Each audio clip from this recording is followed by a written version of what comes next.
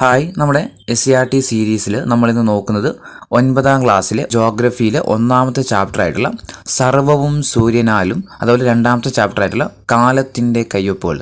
ഈ രണ്ട് ചാപ്റ്ററിൽ നിന്നുള്ള ഏറ്റവും കൂടുതൽ ക്വസ്റ്റ്യൻസ് ഉൾപ്പെടുത്തിക്കൊണ്ടാണ് കേട്ടോ ഈ വീഡിയോ ചെയ്യുന്നത്. അപ്പോൾ നേരെ വീഡിയോയിലേക്ക് പോയാലോ.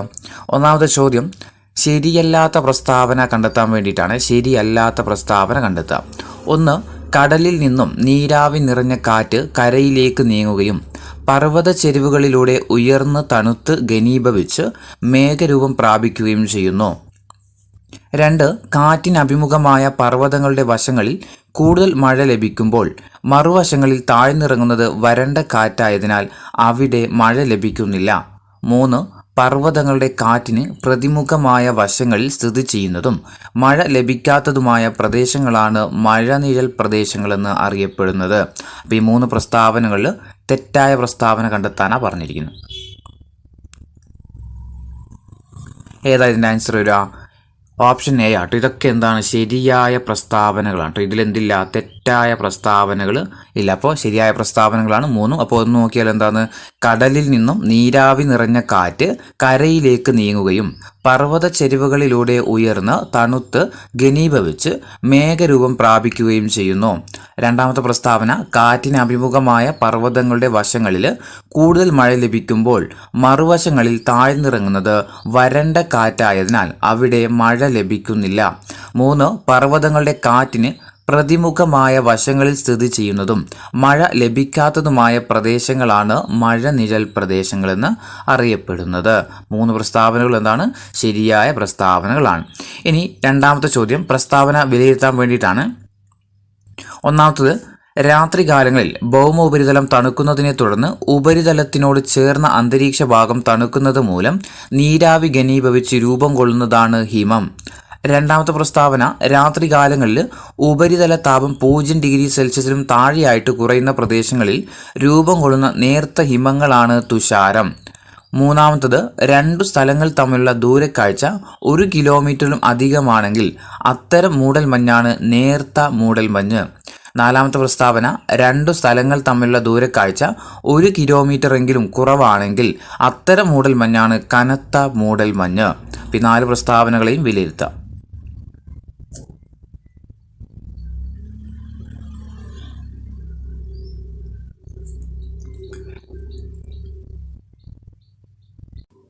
എന്താ ഇതിൻ്റെ ആൻസർ വരിക? ഒന്നാമത്തത്, രാത്രികാലങ്ങളിൽ ഭൗമോപരിതലം തണുക്കുന്നതിനെ തുടർന്ന് ഉപരിതലത്തിനോട് ചേർന്ന അന്തരീക്ഷ ഭാഗം തണുക്കുന്നത് മൂലം നീരാവി ഘനീഭവിച്ച് രൂപം കൊള്ളുന്നതാണ് ഹിമം. ആണോ? അല്ലല്ലേ? അതെന്താണ്? തെറ്റായ പ്രസ്താവനയാണ്. രണ്ടാമത്തെ പ്രസ്താവന, രാത്രികാലങ്ങളിൽ ഉപരിതല താപം 0 ഡിഗ്രി സെൽഷ്യസിലും താഴെയായിട്ട് കുറയുന്ന പ്രദേശങ്ങളിൽ രൂപം കൊള്ളുന്ന നേർത്ത ഹിമങ്ങളാണ് തുഷാരം. അതെന്താണ്? തെറ്റായ പ്രസ്താവനയാണ്. അപ്പോൾ 1ഉം 2ഉം എന്താണ്? തെറ്റായ പ്രസ്താവനകളാണ്. ഈ മൂന്നാമത്തെ പ്രസ്താവന, 2 സ്ഥലങ്ങൾ തമ്മിലുള്ള ദൂരക്കാഴ്ച 1 കിലോമീറ്ററിലും അധികമാണെങ്കിൽ അത്തരം മൂടൽമഞ്ഞാണ് നേർത്ത മൂടൽമഞ്ഞ് എന്ന് പറയുന്നത്. ആണോ? ആണല്ലേ? അതെന്താണ്? ശരിയായ പ്രസ്താവനയാണ്. രണ്ടാമത്തത്, 2 സ്ഥലങ്ങൾ തമ്മിലുള്ള ദൂരക്കാഴ്ച 1 കിലോമീറ്ററിലും കുറവാണെങ്കിൽ അത്തരം മൂടൽമഞ്ഞ് എന്താ പറയുന്നത്? കനത്ത മൂടൽമഞ്ഞാണ്. അപ്പം ഏതൊക്കെ ശരിയുള്ളൂ? 2ഉം 4ഉം മാത്രമേ എന്തുള്ളൂ? ശരിയായ പ്രസ്താവന അല്ലേ? 1ഉം 2ഉം എന്താണ്? തെറ്റാണ്. 3ഉം 4ഉം ആണ് എന്ത്? ശരിയായ പ്രസ്താവനകൾ. അപ്പോൾ ഓപ്ഷൻ സി ആണ്. 1, 2 തെറ്റാണ്, 3, 4 എന്താണ്? ശരിയായ പ്രസ്താവനയാണ്. അപ്പോൾ ഹിമം എന്ന് പറഞ്ഞാൽ എന്താ? ഹിമം എന്ന് പറഞ്ഞു കഴിഞ്ഞാൽ രാത്രികാലങ്ങളിൽ ഉപരിതല താപം 0 ഡിഗ്രി സെൽഷ്യസിലും താഴെയായിട്ട് കുറയുന്ന പ്രദേശങ്ങളിൽ തുഷാരം രൂപം കൊള്ളുന്നതിന് പകരം ഉണ്ടാകുന്ന നേർത്ത ഹിമങ്ങളാണ് എന്ത്?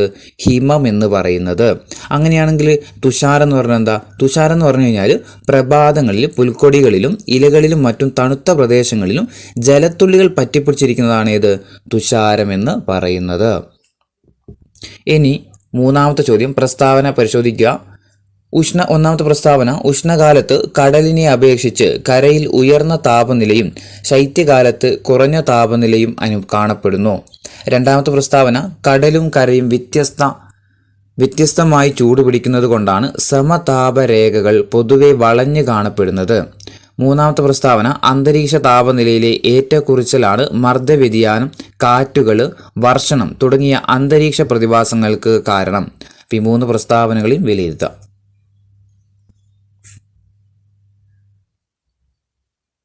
ഒന്നാമത്തെ പ്രസ്താവന, ഉഷ്ണകാലത്ത് കടലിനെ അപേക്ഷിച്ച് കരയിൽ ഉയർന്ന താപനിലയും ശൈത്യകാലത്ത് കുറഞ്ഞ താപനിലയും കാണപ്പെടുന്നു. അതെന്താണ്? ശരിയായ പ്രസ്താവനയാണ്. രണ്ടാമത്തത്, കടലും കരയും വ്യത്യസ്തമായിട്ട് ചൂടുപിടിക്കുന്നത് കൊണ്ടാണ് സമതാപരേഖകൾ പൊതുവെ വളഞ്ഞു കാണപ്പെടുന്നത്. അതും എന്താണ്? ശരിയാണ്. മൂന്നാമത്തെ പ്രസ്താവന, അന്തരീക്ഷ താപനിലയിലെ ഏറ്റക്കുറച്ചിലാണ് മർദ്ദവ്യതിയാനം, കാറ്റുകൾ, വർഷണം തുടങ്ങിയ അന്തരീക്ഷ പ്രതിഭാസങ്ങൾക്ക് കാരണമാകുന്നത്. അതും എന്താണ്? ശരിയായ പ്രസ്താവനയാണ്. അപ്പോൾ ഈ 3 പ്രസ്താവനകൾ എന്താണ്? ശരിയായ പ്രസ്താവനയാണ്. ഇനി നാലാമത്തെ ചോദ്യം, പ്രസ്താവന പരിശോധിച്ച് ശരിയായവ കണ്ടെത്തുക. ഒന്നാമത്തെ പ്രസ്താവന, ഒരേ ദിവസം വിവിധ സ്ഥലങ്ങളിലെ താപനില ഒരുപോലെയല്ല. 2, വിവിധ കാലങ്ങളിൽ ഒരു പ്രദേശത്ത് അനുഭവപ്പെടുന്ന താപനില ഒരുപോലെയല്ല. 3, പ്രാദേശികവും കാലികവുമായ വ്യതിയാനങ്ങൾക്കനുസരിച്ച് താപനിലയിൽ മാറ്റമുണ്ടാകുന്നു. 4, ഉഷ്ണകാറ്റുകളും ശീതകാറ്റുകളും അവ കടന്നു പോകുന്ന പ്രദേശങ്ങളിലെ അന്തരീക്ഷ താപനില യഥാക്രമം ഉയർത്തുകയും താഴ്ത്തുകയും ചെയ്യുന്നു. അപ്പോൾ ഈ 4 പ്രസ്താവനകളിൽ ശരിയായ പ്രസ്താവന ഏതാണെന്ന് കണ്ടെത്താം. ഏതാ ഇതിൽ ശരിയായ പ്രസ്താവനകൾ? ഒന്നാമത്തെ പ്രസ്താവന, ഒരേ ദിവസം വിവിധ സ്ഥലങ്ങളിലെ താപനില ഒരുപോലെയല്ല. ആണോ? അല്ല. അപ്പോൾ ശരിയാണ്.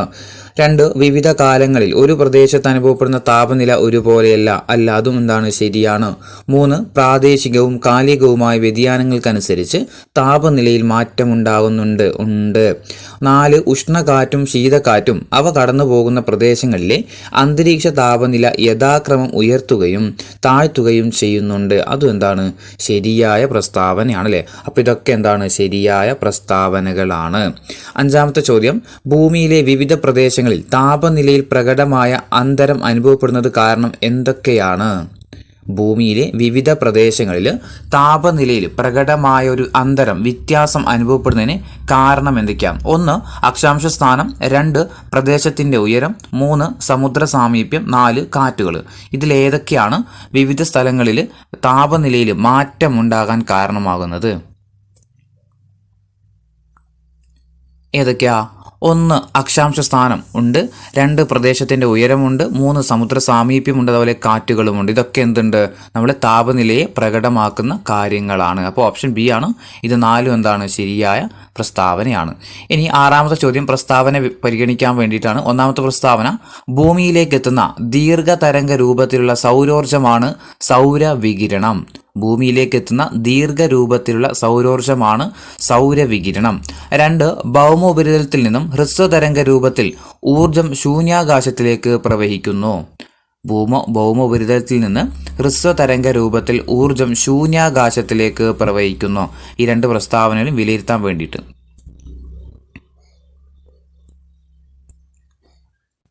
എന്താ ഇതിൻ്റെ ആൻസർ വരിക? ഒന്നാമത്തെ പ്രസ്താവന, ഭൂമിയിലേക്ക് എത്തുന്ന ദീർഘതരംഗ രൂപത്തിലുള്ള സൗരോർജ്ജമാണ് സൗരവികിരണം.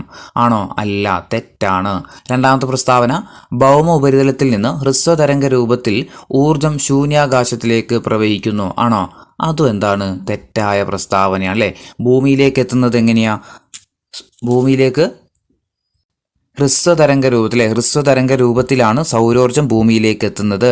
ഹ്രസ്വതരംഗ രൂപത്തിലാണ് ഭൂമിയിലേക്ക് സൗരോർജ്ജം എത്തുന്നത്. ഇനി രണ്ടാമത്തെ പ്രസ്താവന, ഭൗമോപരിതലത്തിൽ നിന്ന് ഹ്രസ്വതരംഗ രൂപത്തിലാണോ? അല്ല, ദീർഘതരംഗ രൂപത്തിലാണ് ഊർജ്ജം എന്ത് ചെയ്യുന്നത്? ശൂന്യാകാശത്തിലേക്ക് മടങ്ങിപ്പോകുന്നത്. അതിനാണ് നമ്മൾ എന്ത് പറയുന്നത്? ഭൗമ വികിരണം എന്ന് പറയുന്നത് അല്ലേ? ഭൗമോപരിതലത്തിൽ നിന്ന് ശൂന്യാകാശത്തിലേക്ക് താപം മടങ്ങിപ്പോകുന്ന പ്രക്രിയയാണ് ഏത്? ഭൗമവികിരണം. അതെങ്ങനെയാണ് പോകുന്നത്? ദീർഘതരംഗ രൂപത്തിലാണ് മടങ്ങിപ്പോകുന്നത്. അപ്പോൾ 2 പ്രസ്താവനകളും തെറ്റാണ്. അപ്പം പ്രസ്താവന 1ഉം 2ഉം തെറ്റാണ്. ഓപ്ഷൻ ബി ആണ് ആൻസർ.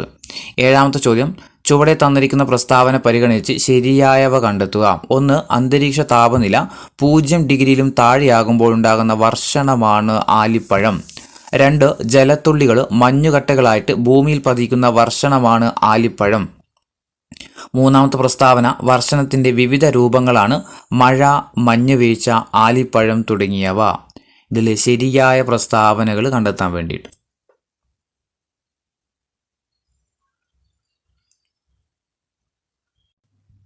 ഏതൊക്കെയാ ശരിയായ പ്രസ്താവന? ഒന്നാമത്തത്, അന്തരീക്ഷ താപനില 0 ഡിഗ്രിയിലും താഴെയാകുമ്പോൾ ഉണ്ടാകുന്ന വർഷണമാണ് ആലിപ്പഴം. ആണോ? തെറ്റാണ്. എന്താ? അതാണ് മഞ്ഞുവീഴ്ച എന്ന് പറയുന്നത് കേട്ടോ. അന്തരീക്ഷ താപനില 0 ഡിഗ്രിയിലും താഴെയാകുമ്പോൾ ഉണ്ടാകുന്ന വർഷണമാണ് ഇത് മഞ്ഞുവീഴ്ച, ആലിപ്പഴമല്ല കേട്ടോ. ആലിപ്പഴം എന്താ? ആലിപ്പഴ വർഷണം എന്ന് പറഞ്ഞു കഴിഞ്ഞാൽ ജലത്തുള്ളികൾ, രണ്ടാമത്തെ പ്രസ്താവന നോക്കുക, ജലത്തുള്ളികൾ മഞ്ഞുകട്ടകളായിട്ട് ഭൂമിയിൽ പതിക്കുന്ന വർഷണമാണ് ഇത് ആലിപ്പഴം എന്ന് പറയുന്നത്. രണ്ടാമത്തെ പ്രസ്താവന ശരിയാണ്. മൂന്നാമത്തത് വർഷണത്തിന്റെ വിവിധ രൂപങ്ങളാണ് ഏതൊക്കെ? മഴ, മഞ്ഞുവീഴ്ച, ആലിപ്പഴം തുടങ്ങിയവ. അപ്പോൾ അതും എന്താണ്? ശരിയായ പ്രസ്താവനയാണ്. അപ്പോൾ 2ഉം 3ഉം ആണ് എന്ത്? ശരിയായ പ്രസ്താവനകൾ. എട്ടാമത്തെ ചോദ്യം തെറ്റായ പ്രസ്താവന കണ്ടെത്താൻ വേണ്ടിയിട്ടാണ്. തെറ്റായത്: 1. താഴ്ന്ന വിതാനങ്ങളിൽ കാണുന്ന ഇരുണ്ട മേഘങ്ങളാണ് ക്യുമുലസ് മേഘങ്ങൾ. 2. തെളിഞ്ഞ അന്തരീക്ഷത്തിൽ നേർത്ത തൂവൽക്കെട്ടുകൾ പോലെ കാണപ്പെടുന്ന മേഘങ്ങളാണ് നിംബസ് മേഘങ്ങൾ. 3. 7000 മുതൽ 20,000 അടി വരെ ഉയരത്തിൽ സ്ഥിതി ചെയ്യുന്ന മേഘങ്ങളാണ് സ്ട്രാറ്റസ് മേഘങ്ങൾ എന്നറിയപ്പെടുന്നത്. ഇതിൽ തെറ്റായ പ്രസ്താവന ഏതാണെന്ന് കണ്ടെത്താം. ഇതിലേതൊക്കെയാണ് തെറ്റായ പ്രസ്താവനകൾ? ഒന്നാമത്തെ പ്രസ്താവന താഴ്ന്ന വിതാനങ്ങളിൽ കാണുന്ന ഇരുണ്ട മേഘങ്ങളാണ് ക്യുമുലസ് മേഘങ്ങൾ. ആണോ? അല്ല, തെറ്റാണ്. ഏതാ?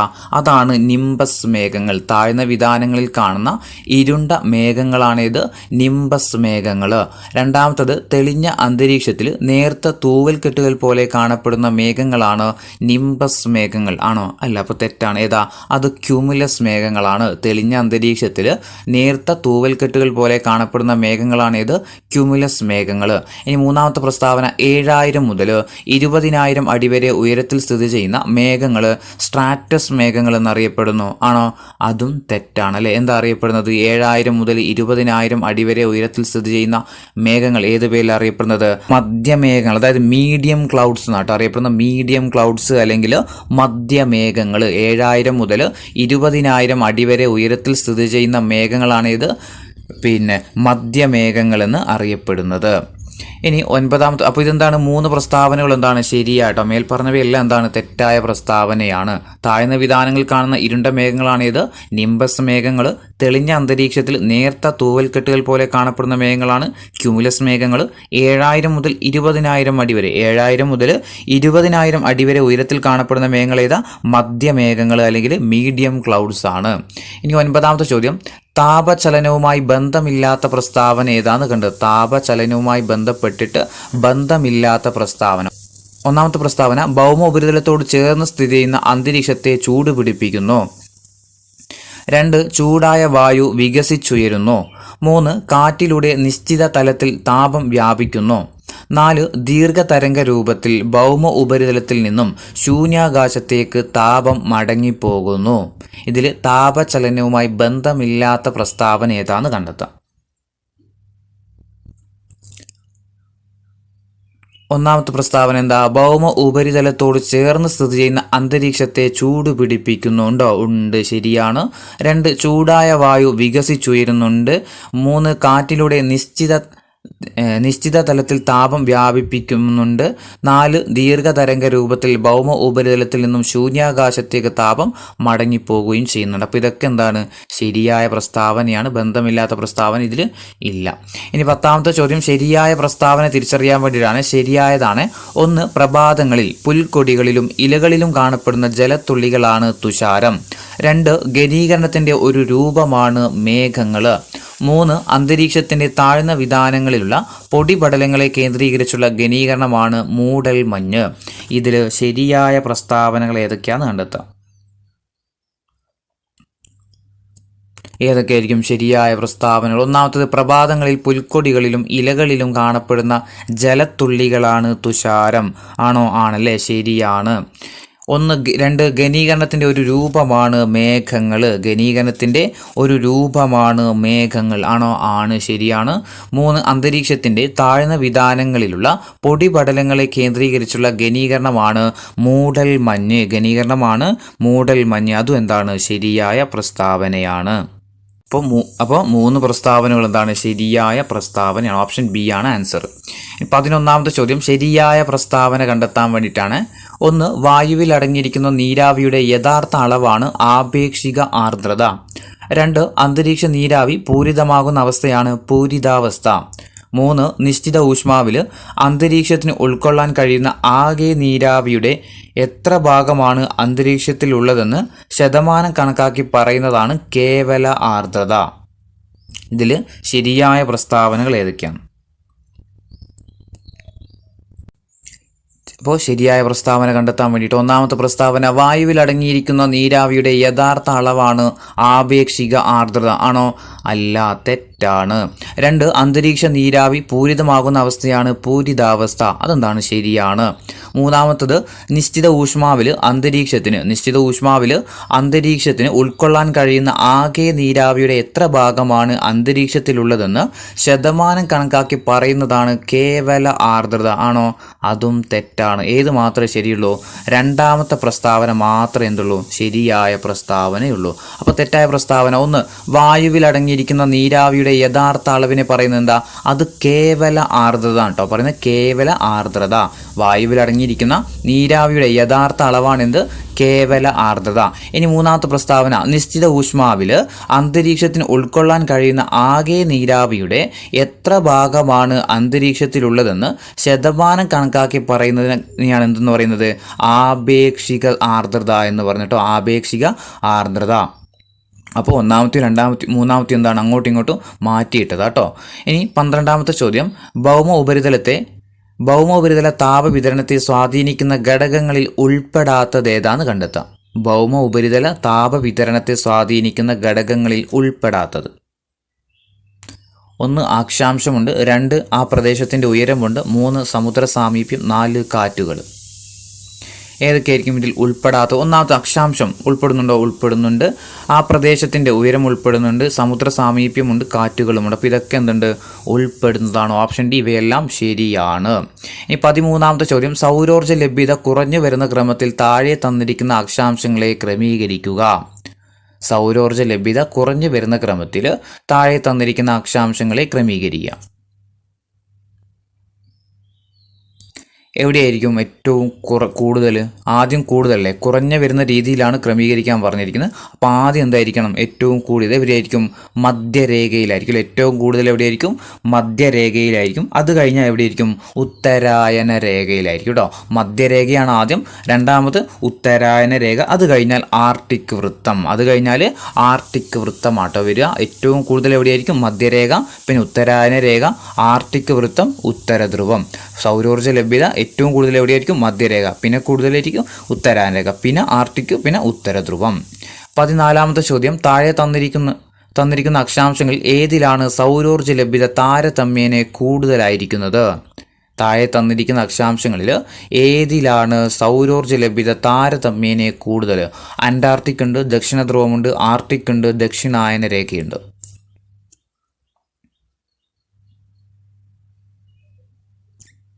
എവിടെയായിരിക്കും സൗരോർജ്ജ ലഭ്യത താരതമ്യേന കൂടുതൽ? ദക്ഷിണായന രേഖയിലായിരിക്കും കേട്ടോ. ദക്ഷിണായന രേഖ 4 മാത്രമാണ് കേട്ടോ. ഓപ്ഷൻ ഡി 4 മാത്രം. ഏത് അക്ഷാംശത്തിൽ ഏറ്റവും കൂടുതൽ സൗരോർജ്ജം ലഭിക്കുന്നത്? ദക്ഷിണായന രേഖയിലാണ്, തന്നിരിക്കുന്നതിലാണ്. ഇനി 15ാമത്തെ ചോദ്യം, ഏത് മഴയാണ് ബോർഡർ റെയിൻ എന്ന് അറിയപ്പെടുന്നത്? ഏത് മഴയാണ് ബോർഡർ റെയിൻ എന്ന് അറിയപ്പെടുന്നത്? ഏത് മഴയാണ് ബോർഡർ റെയിൻ എന്ന് അറിയപ്പെടുന്നത്?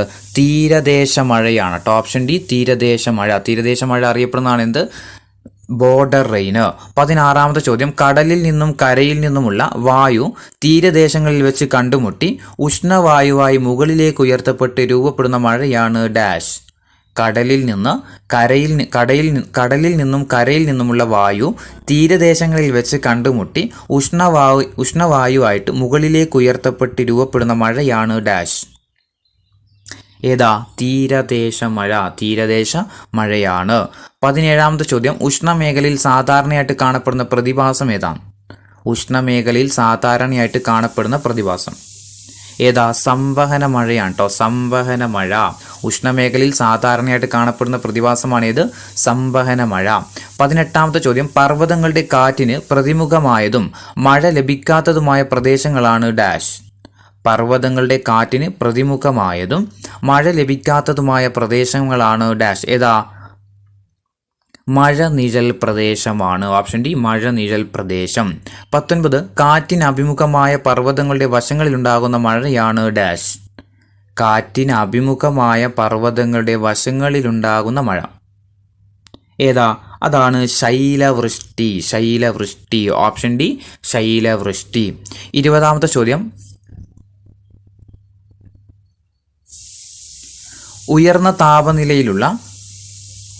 താപനിലയുള്ള മധ്യരേഖ കാലാവസ്ഥാ മേഖലയിൽ എല്ലാ ദിവസവും ഉച്ചതിരിഞ്ഞുണ്ടാകുന്ന മഴ അറിയപ്പെടുന്നത് എന്താണ്? ഉയർന്ന താപനിലയുള്ള മധ്യരേഖ കാലാവസ്ഥാ മേഖലയിൽ എല്ലാ ദിവസവും ഉച്ചതിരിഞ്ഞുണ്ടാകുന്ന മഴ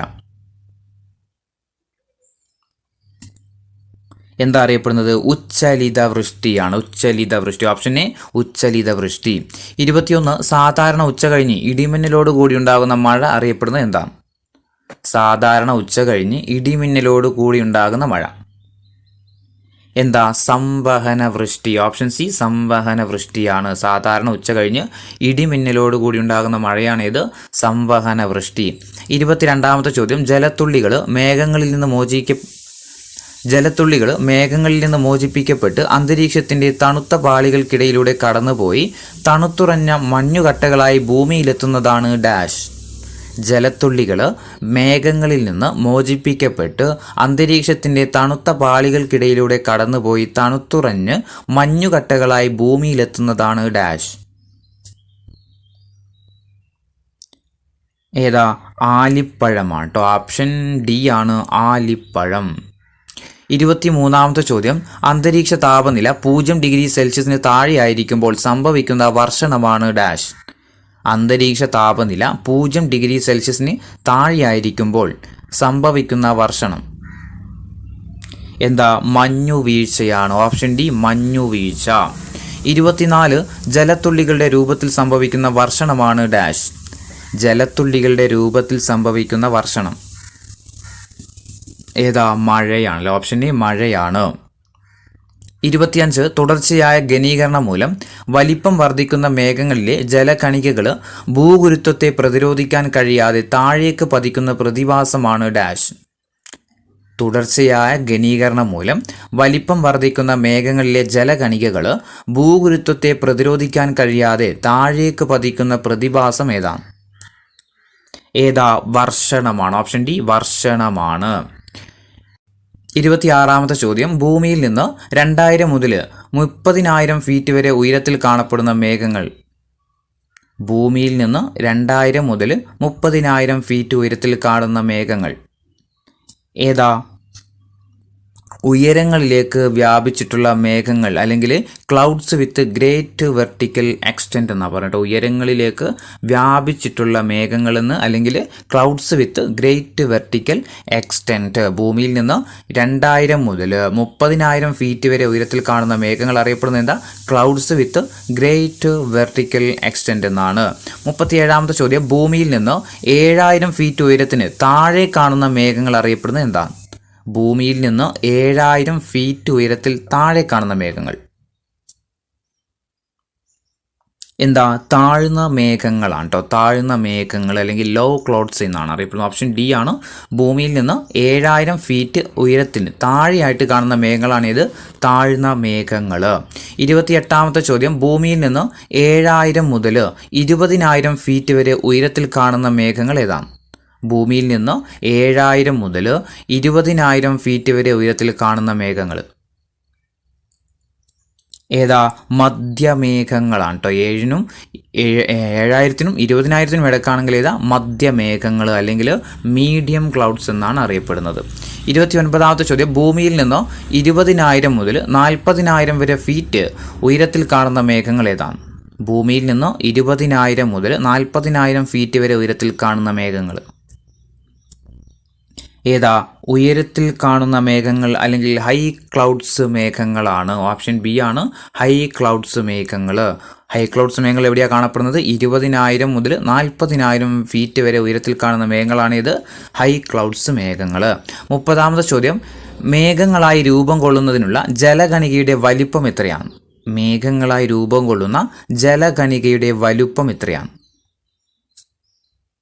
എത്രയാ? 0.001 സെൻറ്റിമീറ്റർ ആണ് കേട്ടോ. 0.001 സെൻറ്റിമീറ്റർ.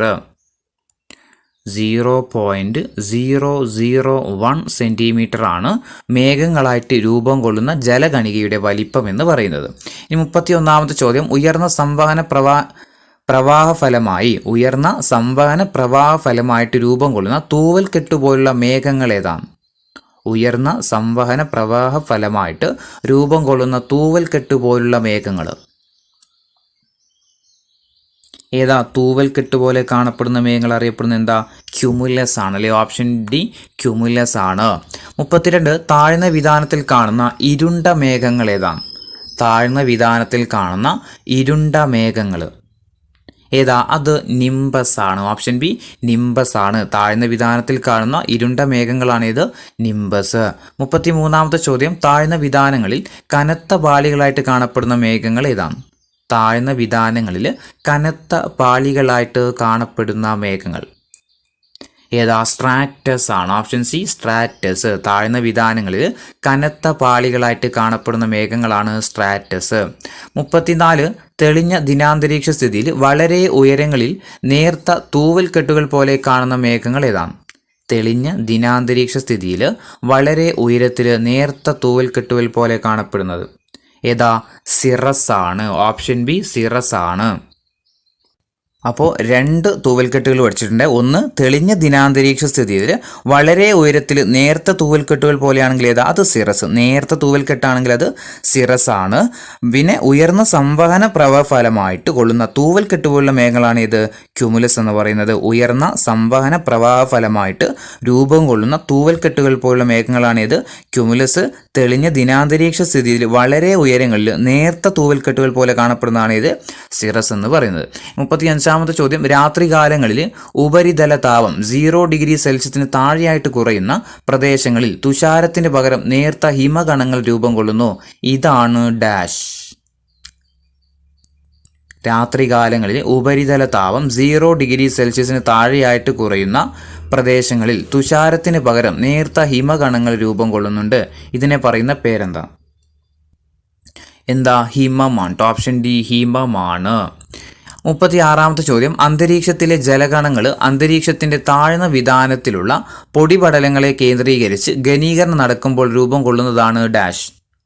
അന്തരീക്ഷത്തിലെ ജലകണങ്ങൾ അന്തരീക്ഷത്തിന്റെ താഴ്ന്ന വിതാനത്തിലുള്ള പൊടിപടലങ്ങളെ കേന്ദ്രീകരിച്ച് ഘനീകരണം നടക്കുമ്പോൾ രൂപം കൊള്ളുന്നത് എന്താണ്?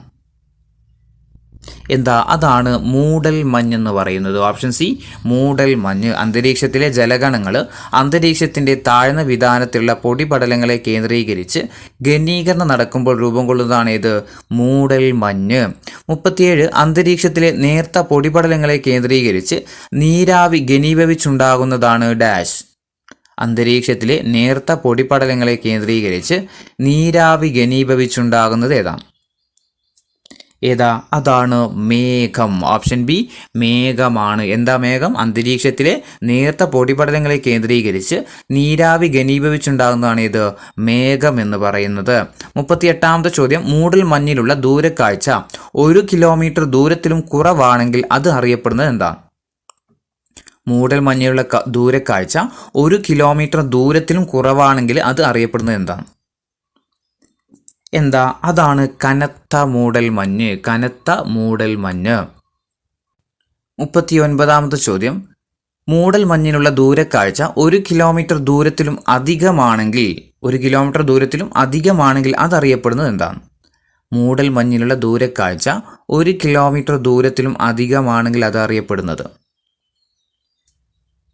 എന്താ? അതാണ് നേർത്ത മൂടൽ മഞ്ഞ് അല്ലേ? നേർത്ത മൂടൽ മഞ്ഞ്. ഓപ്ഷൻ സി നേർത്ത മൂടൽ മഞ്ഞ്. അപ്പോൾ നമ്മുടെ ദൂരക്കാഴ്ചക്കനുസരിച്ചാണ് എന്ത് കനത്തതാണോ നേർത്തതാണോ എന്ന് തീരുമാനിക്കുന്നത്. നമ്മളൊരു സ്ഥലത്ത് നിന്നിട്ട് ദൂരക്കാഴ്ച കൂടുതൽ കിട്ടുന്നുണ്ടെങ്കിൽ എന്താണ് സംഭവം? എന്തില്ല, നമ്മുടെ ഫ്രണ്ടിൽ ഒന്നുമില്ല, മഞ്ഞ് കുറവാണ്. അത് നമ്മൾ എന്ത് പറയും? നേർത്ത മൂടൽ മഞ്ഞ്. ദൂരം കുറവേ നമ്മൾ കാണുന്നുള്ളൂ. അപ്പോൾ എന്താണ്? മഞ്ഞ് കൂടുതലായിട്ടാണ് നമുക്ക് എന്ത് പറ്റുന്നത്? കാണാൻ കഴിയാത്ത. അപ്പോൾ കനത്ത മൂടൽ മഞ്ഞ്. അങ്ങനെ ഓർത്ത് നോക്കുക. 40ാമത്തെ ചോദ്യം, വ്യാവസായിക മേഖലയിൽ പുകയും മൂടൽ മഞ്ഞും കൂടിക്കലർന്ന് രൂപം കൊള്ളുന്ന അന്തരീക്ഷാവസ്ഥ എന്താണ്? വ്യാവസായിക മേഖലയിൽ പുകയും മൂടൽ മഞ്ഞും കൂടിക്കലർന്ന് രൂപം കൊള്ളുന്ന അന്തരീക്ഷാവസ്ഥ ഏതാ? സ്മോഗ് ആണ് കേട്ടോ. സ്മോഗ്. Option D smog.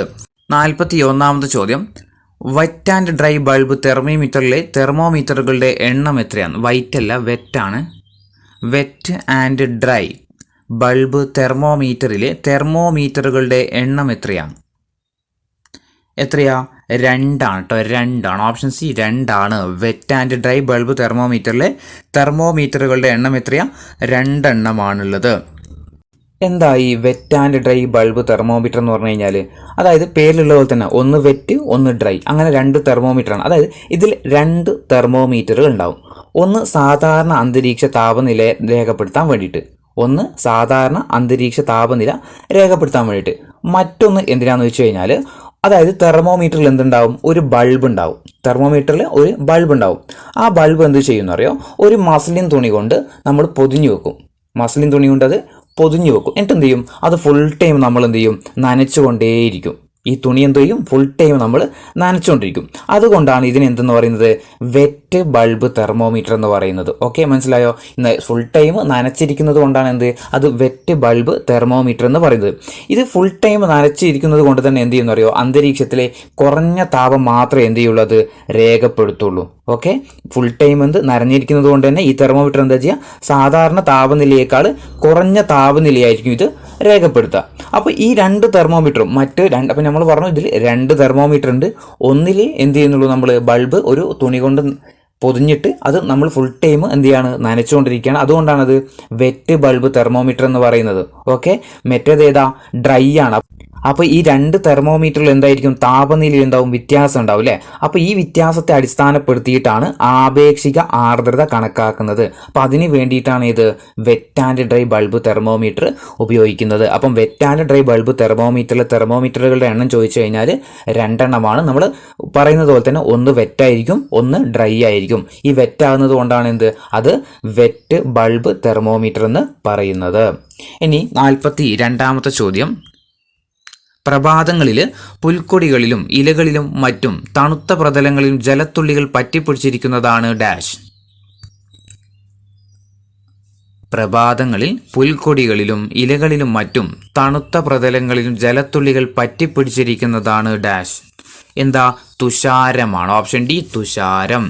43 ഘനീകരണം ആരംഭിക്കുന്ന നിർണായക ഊഷ്മാവ് ഏതാണ്? ഘനീകരണം ആരംഭിക്കുന്ന നിർണായക ഊഷ്മാവിനെ പറയുന്നത് എന്താ? അതാണ് തുഷാരാങ്കം.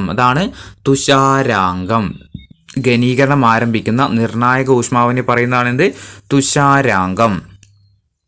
44 ഖരാവസ്ഥയിൽ നിന്ന് ദ്രാവകമാകാതെ നേരിട്ട് വാതകാവസ്ഥയിലേക്ക് മാറുന്ന അവസ്ഥയെ പറയുന്നത് എന്താ? ഖരാവസ്ഥയിൽ നിന്ന് ദ്രാവകമാകാതെ നേരിട്ട് വാതകമാകുന്ന അവസ്ഥയിലേക്ക് മാറുന്ന അവസ്ഥയെ പറയുന്ന പേര് എന്താ പറയുന്നത്? സബ്ലിമേഷൻ അല്ലെ, ഉത്പതനം അല്ലെങ്കിൽ സബ്ലിമേഷൻ ആണ്. ഖരാവസ്ഥയിൽ നിന്ന് ദ്രാവകമാകാതെ നേരിട്ട് വാതകമാകുന്നത്. പാറ്റ ഗുളിക, ഇതിന് നാഫ്തലിൻ, ഇതൊക്കെ എന്താണ്? ഇതിന് ഉദാഹരണമാണ് അല്ലേ. അതിന് പറയുന്ന ആ പ്രതിഭാസത്തിൽ പറയുന്ന പേരെന്താ? സബ്ലിമേഷൻ അല്ലെങ്കിൽ ഉത്പതനം എന്നാണ്. 45 അന്തരീക്ഷ നീരാവി പൂരിതമാകുന്ന അവസ്ഥ ഏതാണ്?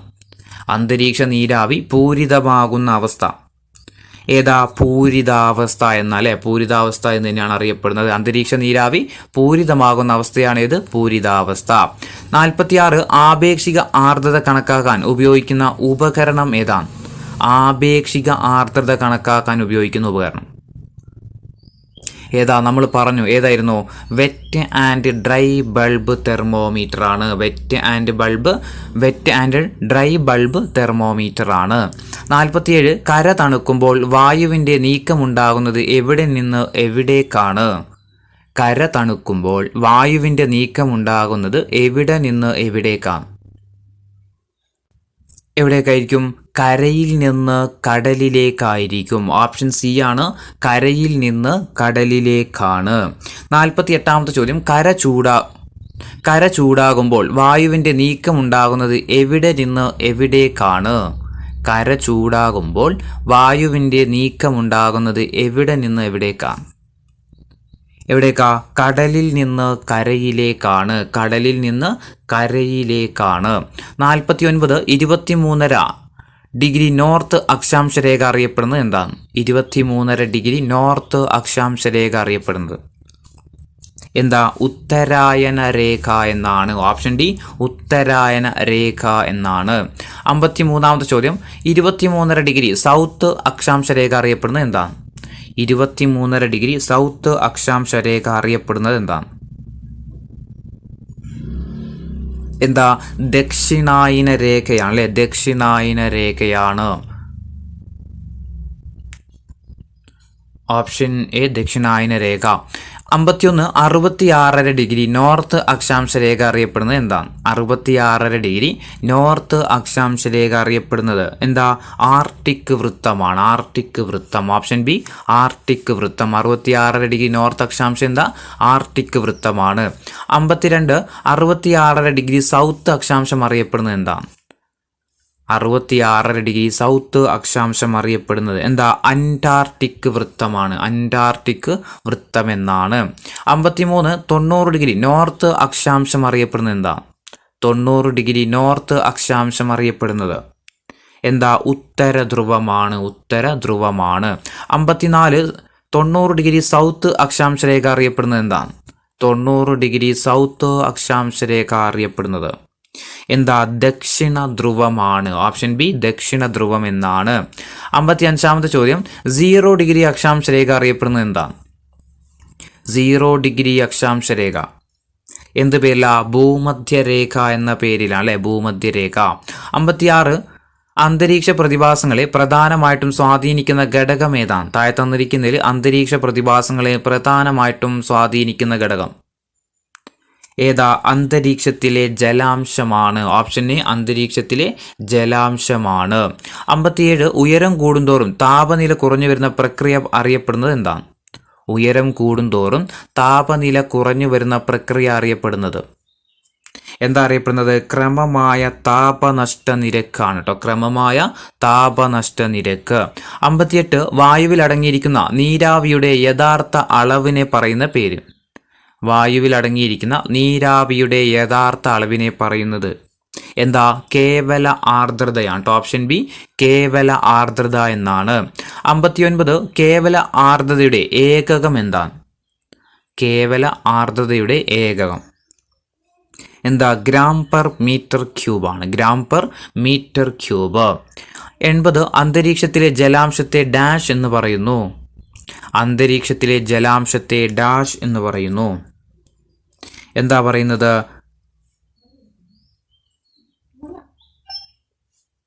ഓപ്ഷൻ ബിയിലെ ആർദ്രത എന്നല്ലേ. ഓപ്ഷൻ ബി ആർദ്രത. അന്തരീക്ഷത്തിലെ ജലാംശത്തെ ആർദ്രത എന്നാണ് പറയുന്നത്. 61ാമത്തെ ചോദ്യം സമുദ്രനിരപ്പിൽ നിന്ന് വളരെ ഉയർന്ന സ്ഥിതി ചെയ്യുന്ന പ്രദേശങ്ങളിൽ താപനിലയിലുള്ള വ്യത്യാസം എന്താണ്? സമുദ്രനിരപ്പിൽ നിന്ന് വളരെ ഉയർന്ന സ്ഥിതി ചെയ്യുന്ന പ്രദേശങ്ങളിൽ താപനില എങ്ങനെയായിരിക്കും?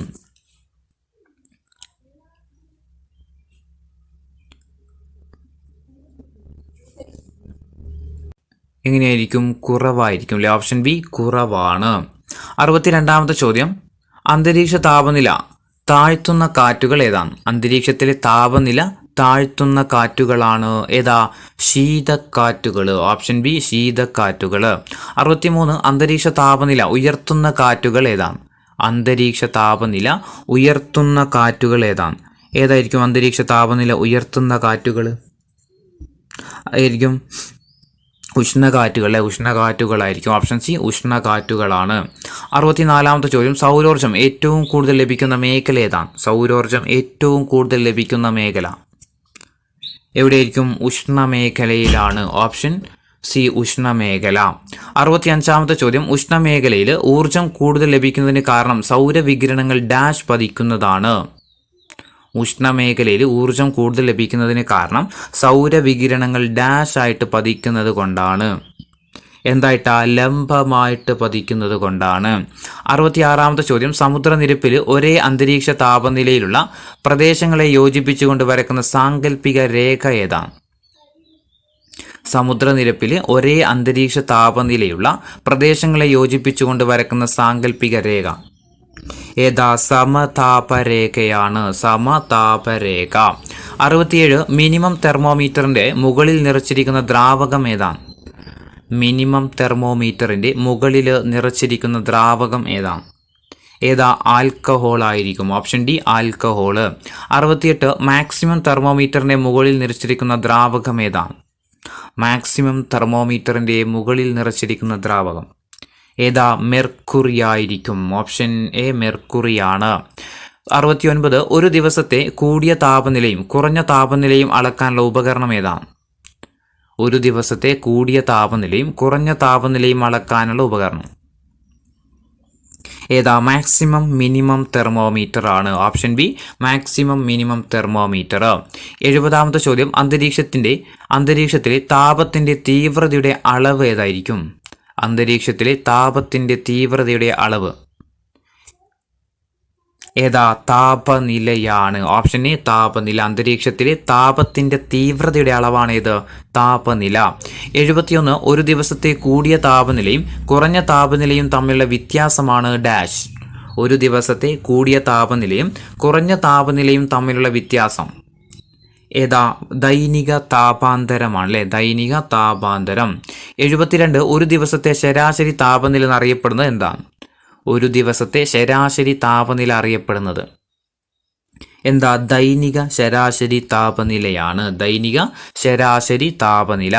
73 ഒരു ദിവസത്തെ ഏറ്റവും കുറഞ്ഞ താപനില കണക്കാക്കുന്നത് ഏത് സമയത്തെ താപനിലയെ അടിസ്ഥാനമാക്കിയാണ്? ഒരു ദിവസത്തെ ഏറ്റവും കുറഞ്ഞ താപനില കണക്കാക്കുന്നത് ഏത് സമയത്തെ താപനിലയെ അടിസ്ഥാനമാക്കിയാണ്? ഏതാ? സൂര്യോദയത്തിന് തൊട്ട് മുൻപാണ് കേട്ടോ. സൂര്യോദയത്തിന് തൊട്ട് മുൻപുള്ള താപനില കണക്കാക്കിയിട്ടാണ്. 74 ഒരു ദിവസത്തെ ഏറ്റവും കൂടിയ താപനില കണക്കാക്കുന്നത് ഏത് സമയത്തെ താപനിലയെ അടിസ്ഥാനമാക്കിയാണ്? ഒരു ദിവസത്തെ ഏറ്റവും കൂടിയ താപനില കണക്കാക്കുന്നത് ഏത് സമയത്തെ താപനിലയെ അടിസ്ഥാനമാക്കിയാണ്? ഏത് സമയത്തെയാ? ഉച്ചക്ക് 2 മണിക്കുള്ള ഉച്ചക്ക് 2 മണിക്ക്. ഓപ്ഷൻ എ ആണ് ഉച്ചക്ക് 2 മണിക്കുള്ള സ്ഥിതിയാണ്. 75 സൗരതാപനവും ഭൗമവികിരണവും തമ്മിലുള്ള സന്തുലനമാണ് ഡാഷ്. സൗരതാപനവും ഭൗമവികിരണവും തമ്മിലുള്ള സന്തുലനമാണ് ഡാഷ്. എന്താ? ഹീറ്റ് ബജറ്റ് എന്നറിയപ്പെടുന്നത്. Option B heat budget. സൗരതാപനവും ഭൗമവികിരണവും തമ്മിലുള്ള സന്തുലനമാണ് ഏത്? Heat budget. 76 ഘനീകരണ മർമ്മം എന്ന് വിശേഷിപ്പിക്കപ്പെടുന്ന അന്തരീക്ഷ ഘടകം ഏതാണ്? ഘനീകരണ മർമ്മം എന്ന് വിശേഷിപ്പിക്കുന്ന അന്തരീക്ഷ ഘടകം ഏതാ? പൊടിപടലങ്ങളാണ്. Option C പൊടിപടലങ്ങളാണ്. 77 ഭൗമവികിരണം ഏറ്റവും കൂടുതലായിട്ട് സംഭവിക്കുന്ന സമയം ഏതാണ്? ഭൗമവികിരണം ഏറ്റവും കൂടുതലായിട്ട് സംഭവിക്കുന്ന സമയം എപ്പോഴാ? രാത്രിയാണ്. ഓപ്ഷൻ എ രാത്രിയാണ്. 78ാമത്തെ ചോദ്യം ഭൗമോപരിതല താപം സന്തുലിതമായിട്ട് നിലനിർത്തുന്നതിന് സഹായിക്കുന്ന പ്രക്രിയ ഏതാണ്? ഭൂമിയുടെ ഉപരിതല താപം സന്തുലിതമായിട്ട് നിലനിർത്തുന്നതിന് സഹായിക്കുന്ന പ്രക്രിയ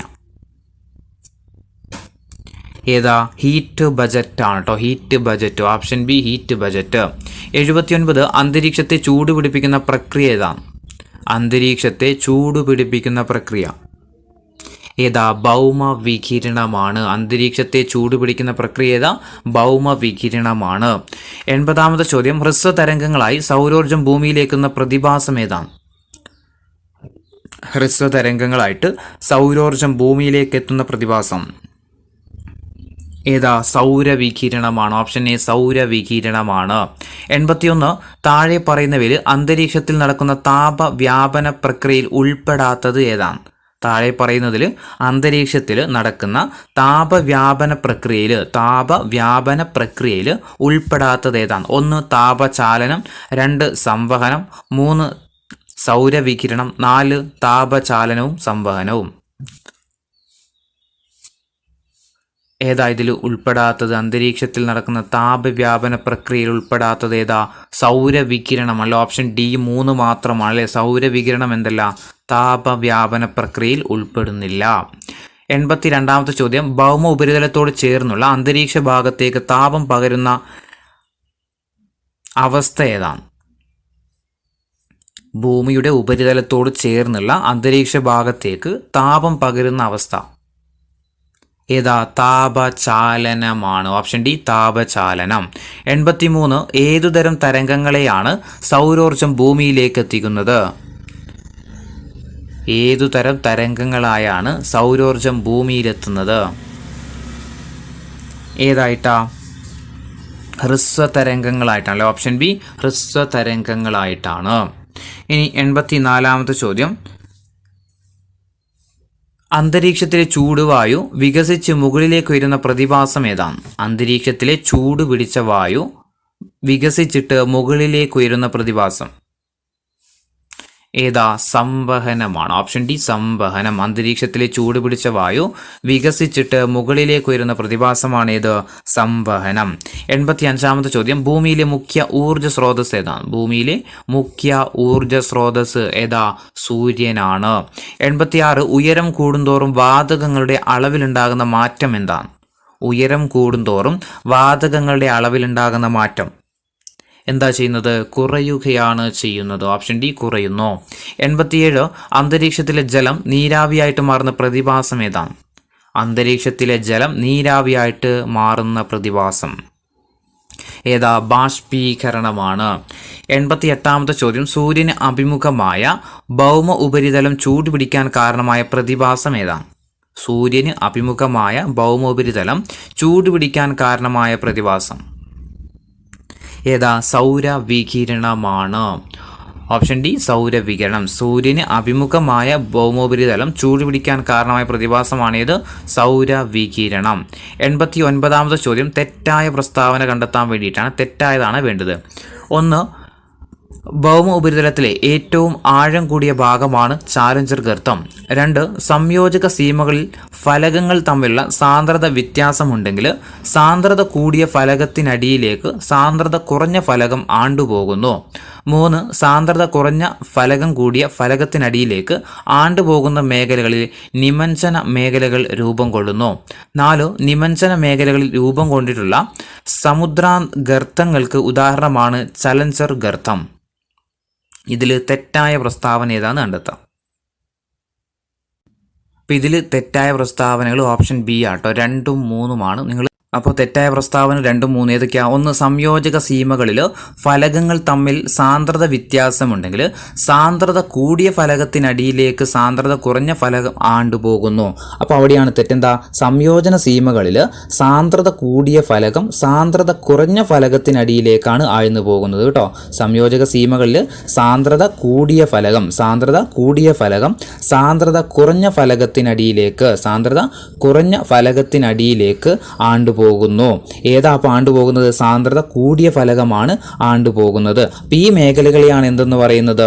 നിമഞ്ജന മേഖലകൾ എന്ന് പറയുന്നത്. അപ്പോൾ 2ഉം 3ഉം എന്താണ്? സെയിം പ്രസ്താവന തന്നെയാണ്. നിങ്ങൾ വായിച്ചാൽ മനസ്സിലാകും. അപ്പോൾ അതാണ് 2ഉം 3ലുള്ളത് തെറ്റെന്ന് പറയുന്നത്. ഇനി 90ാമത്തെ ചോദ്യം, എ കോളത്തിന് സമാനമായവ ബി കോളത്തിൽ നിന്ന് തിരഞ്ഞെടുക്കാൻ വേണ്ടിയിട്ടാണ്. എ കോളത്തിലുള്ളത് ഹിമാലയ പർവ്വതം, 2 സാൻ ആൻഡ്രിയാസ് ഭ്രംശ മേഖല, 3 മധ്യ അറ്റ്ലാന്റിക് പർവ്വത നിരകൾ. ബി കോളത്തിലുള്ളത് സംയോജക സീമ, വിയോജക സീമ, ഛേദക സീമ.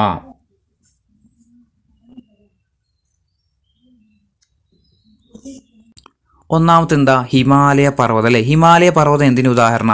ഒരു മടക്ക് പർവ്വതത്തിന് ഉദാഹരണമാണ് ഇത് നമ്മുടെ ഹിമാലയം എന്ന് പറയുന്നത് അല്ലേ? എന്താ ഈ മടക്ക് പർവ്വതം എന്ന് പറഞ്ഞു കഴിഞ്ഞാൽ? മടക്ക് പർവ്വതം എന്ന് പറഞ്ഞു കഴിഞ്ഞാൽ സംയോജക സീമകളിൽ ശിലാമണ്ഡല ഫലകങ്ങളുടെ സമ്മർദ്ദ ഫലമായിട്ട് ശിലാപാളികൾക്ക് എന്ത് ചെയ്യും? ഒരു വലനം സംഭവിക്കുന്നത് മൂലം രൂപം കൊള്ളുന്ന പർവ്വത നിരകളാണ് ഇത് മടക്ക് പർവ്വത നിരകൾ എന്ന് പറയുന്നത്. ഈ മടക്ക് പർവ്വത നിരകൾ സൃഷ്ടിക്കപ്പെടുന്ന സീമ ഏതാന്ന് ചോദിച്ചാൽ ഏതാ? സംയോജക സീമയാണ്. മടക്ക് പർവ്വതങ്ങൾ സൃഷ്ടിക്കപ്പെടുന്ന സീമ ഏതാ? സംയോജക സീമയാണ്. ഇന്ത്യൻ ഫലകത്തിനും യുറേഷ്യൻ ഫലകത്തിനും ഇടയിലായിട്ട് രൂപം കൊണ്ട മടക്ക് പർവ്വതമാണ് ഇത് ഹിമാലയം എന്ന് പറയുന്നത്. അപ്പോൾ ഹിമാലയം എന്തിന് ഉദാഹരണമാണ്? സംയോജക സീമക്ക് ഉദാഹരണമാണ്. ഇനി രണ്ടാമത്തത് സാൻ ആൻഡ്രിയാസ് ഭ്രംശ മേഖല. ഇതെന്തിന് ഉദാഹരണമെന്ന് വെച്ച് കഴിഞ്ഞാൽ ഛേദക സീമക്ക് ഉദാഹരണമാണ്. സാൻ ആൻഡ്രിയാസ് ഭ്രംശ മേഖല എന്തിന് ഉദാഹരണം? ഛേദക സീമക്ക് ഉദാഹരണമാണ്. ഇനി മൂന്നാമത്തത് മധ്യ അറ്റ്ലാന്റിക് പർവ്വതനിര. മധ്യ അറ്റ്ലാന്റിക് പർവ്വതനിര.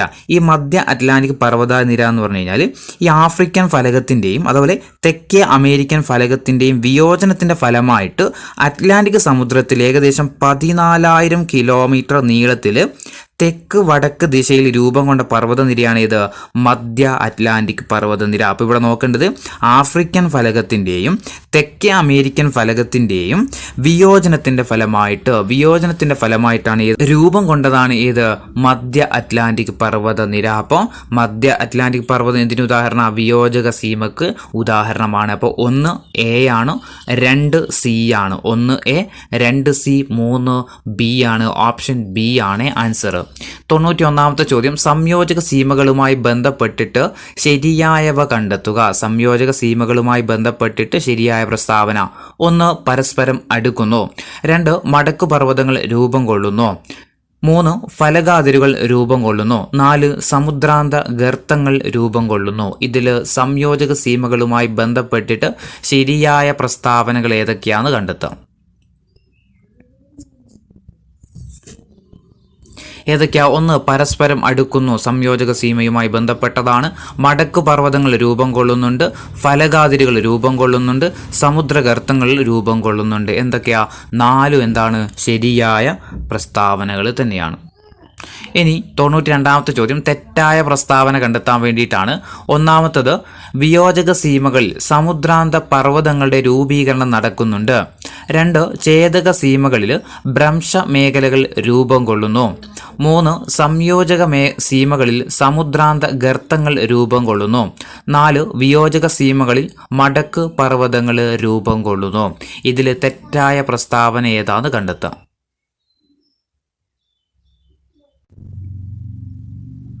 ഏതാ ഇതിൽ തെറ്റായ പ്രസ്താവന? ഒന്നാമത്തത്, വിയോജക സീമകളിൽ സമുദ്രാന്ത പർവ്വതങ്ങളുടെ രൂപീകരണം നടക്കുന്നുണ്ട്. 2 ഛേദക സീമകളിൽ ഭ്രംശമേഖലകൾ രൂപം കൊള്ളുന്നുണ്ട്. 3 സംയോജക സീമകളിൽ സമുദ്രാന്തർ ഗർത്തങ്ങൾ രൂപം കൊള്ളുന്നുണ്ട്. 4 വിയോജക സീമകളിൽ മടക്ക് പർവ്വതങ്ങൾ രൂപം കൊള്ളുന്നുണ്ടോ? നമ്മൾ പറഞ്ഞു ഏതാ? മടക്ക് പർവ്വതങ്ങൾ സൃഷ്ടിക്കപ്പെടുന്ന സീമ ഏതാ? സംയോജക സീമയാണ്. വിയോജക സീമയല്ല, സംയോജക സീമയാണ്. അപ്പോൾ തെറ്റായ പ്രസ്താവന ഏതേ ഉള്ളൂ? 4 മാത്രമാണുള്ളത്. 93ാമത്തെ ചോദ്യം, ഭൂകമ്പവുമായി ബന്ധപ്പെട്ട് ശരിയായ പ്രസ്താവന കണ്ടെത്തുക. ഭൂകമ്പവുമായി ബന്ധപ്പെട്ടിട്ട് ശരിയായ പ്രസ്താവന: 1 ഭൂകമ്പ തരംഗങ്ങൾ ഫോക്കസിൽ നിന്നും പുറപ്പെടുന്നു. 2 4 തരം ഭൂകമ്പ തരംഗങ്ങളാണുള്ളത്. 3 ഭൂകമ്പ തരംഗങ്ങളിൽ ഏറ്റവും വിനാശകരമായത് പ്രതല തരംഗങ്ങളാണ്. 4 ഭൂകമ്പ സമയത്ത് പുറപ്പെടുന്ന ഊർജത്തിന്റെ തീവ്രത അളന്നു തിട്ടപ്പെടുത്താൻ കഴിയില്ല. ഇതിൽ ശരിയായ പ്രസ്താവനകൾ ഏതൊക്കെയാണെന്ന് കണ്ടെത്താം.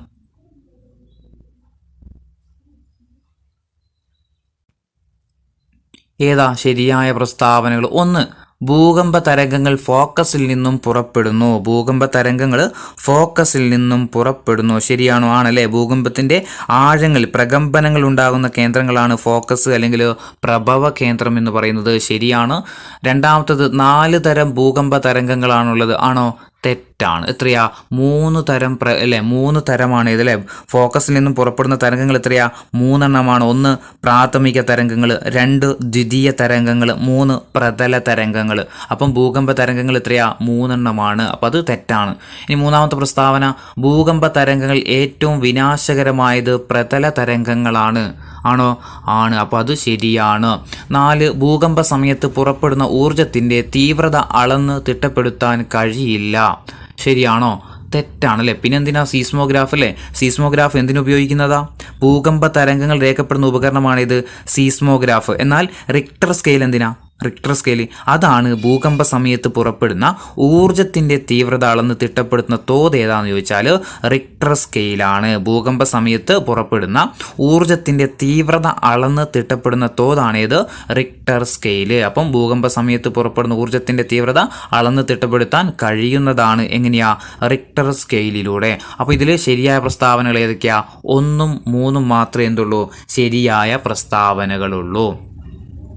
94ാമത്തെ ചോദ്യം, പസഫിക് സമുദ്രവുമായി ബന്ധപ്പെട്ട പ്രസ്താവനകളിൽ ശരിയായ പ്രസ്താവനകൾ കണ്ടെത്തുക. പസഫിക് സമുദ്രവുമായി ബന്ധപ്പെട്ട ശരിയായ പ്രസ്താവന: 1 ലോകത്തിലെ 80% അഗ്നിപർവ്വതങ്ങളും കാണപ്പെടുന്നു. 2 452 അഗ്നിപർവ്വതങ്ങൾ ഉൾക്കൊള്ളുന്നു. 3 പസഫിക് സമുദ്രത്തിന് ചുറ്റുമുള്ള പ്രദേശങ്ങളെ ശാന്തസമുദ്രത്തിലെ തീവലയം എന്ന് വിശേഷിപ്പിക്കുന്നു. ഇതിൽ പസഫിക്കുമായി ബന്ധപ്പെട്ടിട്ട് ശരിയായ പ്രസ്താവനകൾ എന്താ ശരിയായതൊക്കെയാ? ഒന്നാമത്തത്, ലോകത്തിലെ 80% അഗ്നിപർവ്വതങ്ങൾ കാണപ്പെടുന്നു. ശരിയാണ്.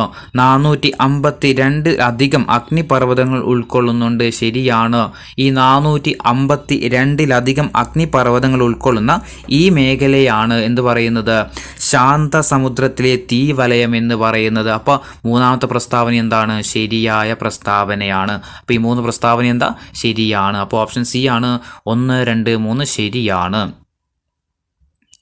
95ാമത്തെ ചോദ്യം, ഭൂകമ്പങ്ങൾ ഉണ്ടാകാനുള്ള കാരണങ്ങൾ കണ്ടെത്തുക. 1 ഫലക ചലനവും ഭ്രംശനവും. 2 ഖനികളുടെ മേൽക്കുര ഇടിഞ്ഞു വീഴുന്നത്. 3 ജലസംഭരണികളിലെ മർദ്ദം. 4 അഗ്നിപർവ്വതങ്ങൾ ഉണ്ടാകുന്ന സമ്മർദ്ദം. ഇതിൽ ഭൂകമ്പങ്ങൾ ഉണ്ടാകാനുള്ള കാരണങ്ങൾ ഏതൊക്കെയാണെന്ന് കണ്ടെത്താം.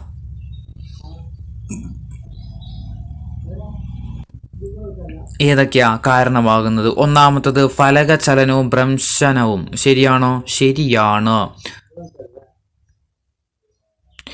2 ഖനികളുടെ മേൽക്കുര ഇടിഞ്ഞു വീഴുന്നത് ഭൂകമ്പത്തിന് കാരണമാകുന്നുണ്ട്. ജലസംഭരണികളിലെ സമ്മർദ്ദം ഭൂകമ്പത്തിന് കാരണമാകുന്നുണ്ട്. അഗ്നിപർവ്വതങ്ങൾ ഉണ്ടാകുന്ന സമ്മർദ്ദം എന്താ? ഭൂകമ്പങ്ങൾക്ക് കാരണമാകുന്നുണ്ട്. അപ്പോൾ ഓപ്ഷൻ എ ആണ്. ഇവയൊക്കെ എന്താണ്? ശരിയായ പ്രസ്താവനകളാണ്. ഇനി 96ാമത്തെ ചോദ്യം, ചെറിയ ശിലാഫലകങ്ങൾ ഉൾപ്പെടുന്നത് ഏതൊക്കെയാണ്? ചെറിയ ശിലാഫലകങ്ങളിൽ ഉൾപ്പെടുന്നത് 1 വടക്കേ അമേരിക്കൻ ഫലകം, 2 അറേബ്യൻ ഫലകം, 3 പസഫിക് ഫലകം, 4 ഫിലിപ്പൈൻ ഫലകം. ഇതിൽ ചെറിയ ഫലകങ്ങളിൽ ഉൾപ്പെടുന്നതല്ല, ഉൾപ്പെടാത്തതാണ്. ഉൾപ്പെടാത്ത ഫലകം ഏതാണ്?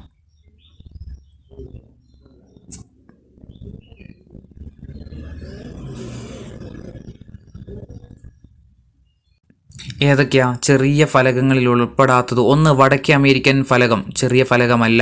പസഫിക് ഫലകവും എന്തല്ല? ചെറിയ ഫലകങ്ങളല്ല. അപ്പം ഓപ്ഷൻ 1ഉം 3ഉം വരുന്ന ഓപ്ഷൻ സി ആണ് ചെറിയ ഫലകങ്ങളിൽ ഉൾപ്പെടാത്തത്. അപ്പോൾ ചെറിയ ഫലകങ്ങൾക്ക് ഉദാഹരണം അറേബ്യൻ ഫലകവും ഫിലിപ്പൈൻ ഫലകവുമാണ്. 97 അഗ്നിപർവ്വതങ്ങളുടെ ഉപയോഗത്തിൽ ഉൾപ്പെടാത്തത് ഏതാണ്? അഗ്നിപർവ്വതങ്ങളുടെ ഉപയോഗത്തിൽ 1 ഫലഭൂയിഷ്ഠമായ മണ്ണ്, 2 ഗീസറുകൾ, 3 സ്ഫോടന സമയത്തെ ചാരം വളമായിട്ട് ഉപയോഗിക്കാം. ഇതിൽ അഗ്നിപർവ്വതങ്ങളുടെ ഉപയോഗത്തിൽ ഉൾപ്പെടാത്തത് ഏതാണ്? ഏതായിരിക്കും? 1 ഫലഭൂയിഷ്ഠമായ മണ്ണ് അഗ്നിപർവ്വതങ്ങൾ ഫലമായിട്ട് ഉപയോഗിക്കുന്നുണ്ട്. ഗീസറുകളുണ്ട്. അതുപോലെ സ്ഫോടന സമയത്തെ ചാരം വളമായിട്ട് ഉപയോഗിക്കുകയും ചെയ്യുന്നുണ്ട്. അപ്പോൾ ഓപ്ഷൻ ഡി ആണ്. ഇവയെല്ലാം എന്താണ്? ശരിയായ പ്രസ്താവനകളാണ്. 98ാമത്തെ ചോദ്യം, തെറ്റായ പ്രസ്താവന കണ്ടെത്തുക. തെറ്റാണ് വേണ്ടത്. 1 പരസ്പരം ഫലകങ്ങൾ അടുത്തു വരുന്ന ചലനമാണ് സംയോജക സീമ. 2 ഇന്ത്യൻ ഫലകവും യുറേഷ്യൻ ഫലകവും പരസ്പരം അടുത്തു വന്ന്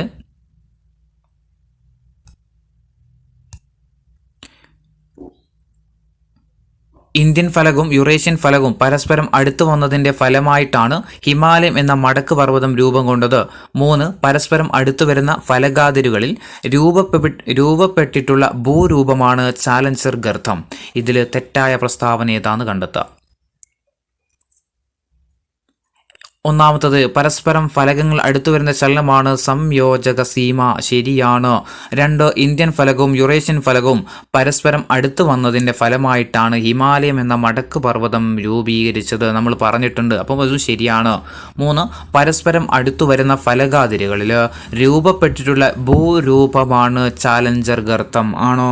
അതും ശരിയാണ്. അപ്പോൾ ഇതൊക്കെ എന്താണ്? ശരിയായ പ്രസ്താവനകളാണ്. അപ്പോൾ ഓപ്ഷൻ സി തെറ്റില്ല, എല്ലാം ശരിയായതാണ്. ഇനി എ കോളത്തിന് അനുയോജ്യമായത് ബി കോളത്തിൽ നിന്ന് തിരഞ്ഞെടുക്കാൻ വേണ്ടിയിട്ടാണ്. 1 സംയോജക സീമ, 2 വിയോജക സീമ, 3 ഛേദക സീമ. ബി കോളത്തിലുള്ളത് ഫലകങ്ങൾ അകലുന്നു, ഫലകങ്ങൾ തമ്മിൽ ഉരഞ്ഞു നീങ്ങുന്നു, 3 ഫലകങ്ങൾ അടുത്തു വരുന്നു. ഇതിൽ ഏതൊക്കെയാണ് എ കോളത്തിന് അനുയോജ്യമായത്? ബി കോളത്തിൽ യോജിപ്പിക്കാം.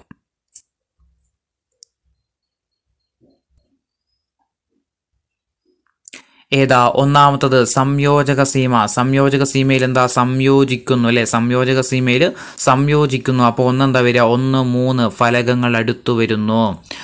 1 വിയോജക സീമ. വിയോജിക്കുമ്പോൾ എന്താ? അകലുകയാണ് ചെയ്യുന്നത്. അപ്പോൾ എന്താ? ഫലകങ്ങൾ അകലുന്നു. ഫലകങ്ങൾ അകലുന്നു. 3 ഛേദകസീമ. ഛേദകസീമ എന്താ? ഉരഞ്ഞു നീങ്ങുകയാണ് ചെയ്യുന്നത്. അപ്പം 2. അപ്പോൾ 1 3 1 3 2 1 സോറി 1 3 2 1 അല്ലേ? 1 3 2 1 ഓപ്ഷൻ എ ആണ് കേട്ടോ ആൻസർ. അപ്പം സംയോജക സീമ ഫലകങ്ങൾ അടുത്തു വരുന്നു, വിയോജക സീമ ഫലകങ്ങൾ അകലുന്നു, ഛേദക സീമ ഫലകങ്ങൾ തമ്മിൽ ഉരഞ്ഞു നീങ്ങുന്നു. 100ാമത്തെ ചോദ്യം, താഴെ പറയുന്ന ഫലകങ്ങളിൽ വലിയ ഫലകങ്ങളെ കണ്ടെത്തുക. താഴെ പറയുന്നതിൽ വലിയ ഫലകങ്ങൾ: 1 വടക്കേ അമേരിക്കൻ ഫലകം, 2 ഫിലിപ്പൈൻ ഫലകം, 3 അറേബ്യൻ ഫലകം, 4 പസഫിക് ഫലകം. നമ്മൾ തൊട്ട് മുമ്പ് പറഞ്ഞു ഇതിൻ്റെ ആൻസർ. ഏതൊക്കെയാണ് വരുന്നത്? 1 4 അല്ലേ? വടക്കേ അമേരിക്കൻ ഫലകം വലുതാണ്, പിന്നെ പസഫിക് ഫലകം എന്തായിരുന്നു? വലിയ ഫലകങ്ങളാണ്. അപ്പോൾ 1 4 ചെറിയ ഫലകങ്ങൾ ഏതാണെന്ന് നമ്മൾ നേരത്തെ പറഞ്ഞു, ഫിലിപ്പൈൻ ഫലകവും അറേബ്യൻ ഫലകവുമാണ്. 101ാമത്തെ ചോദ്യം,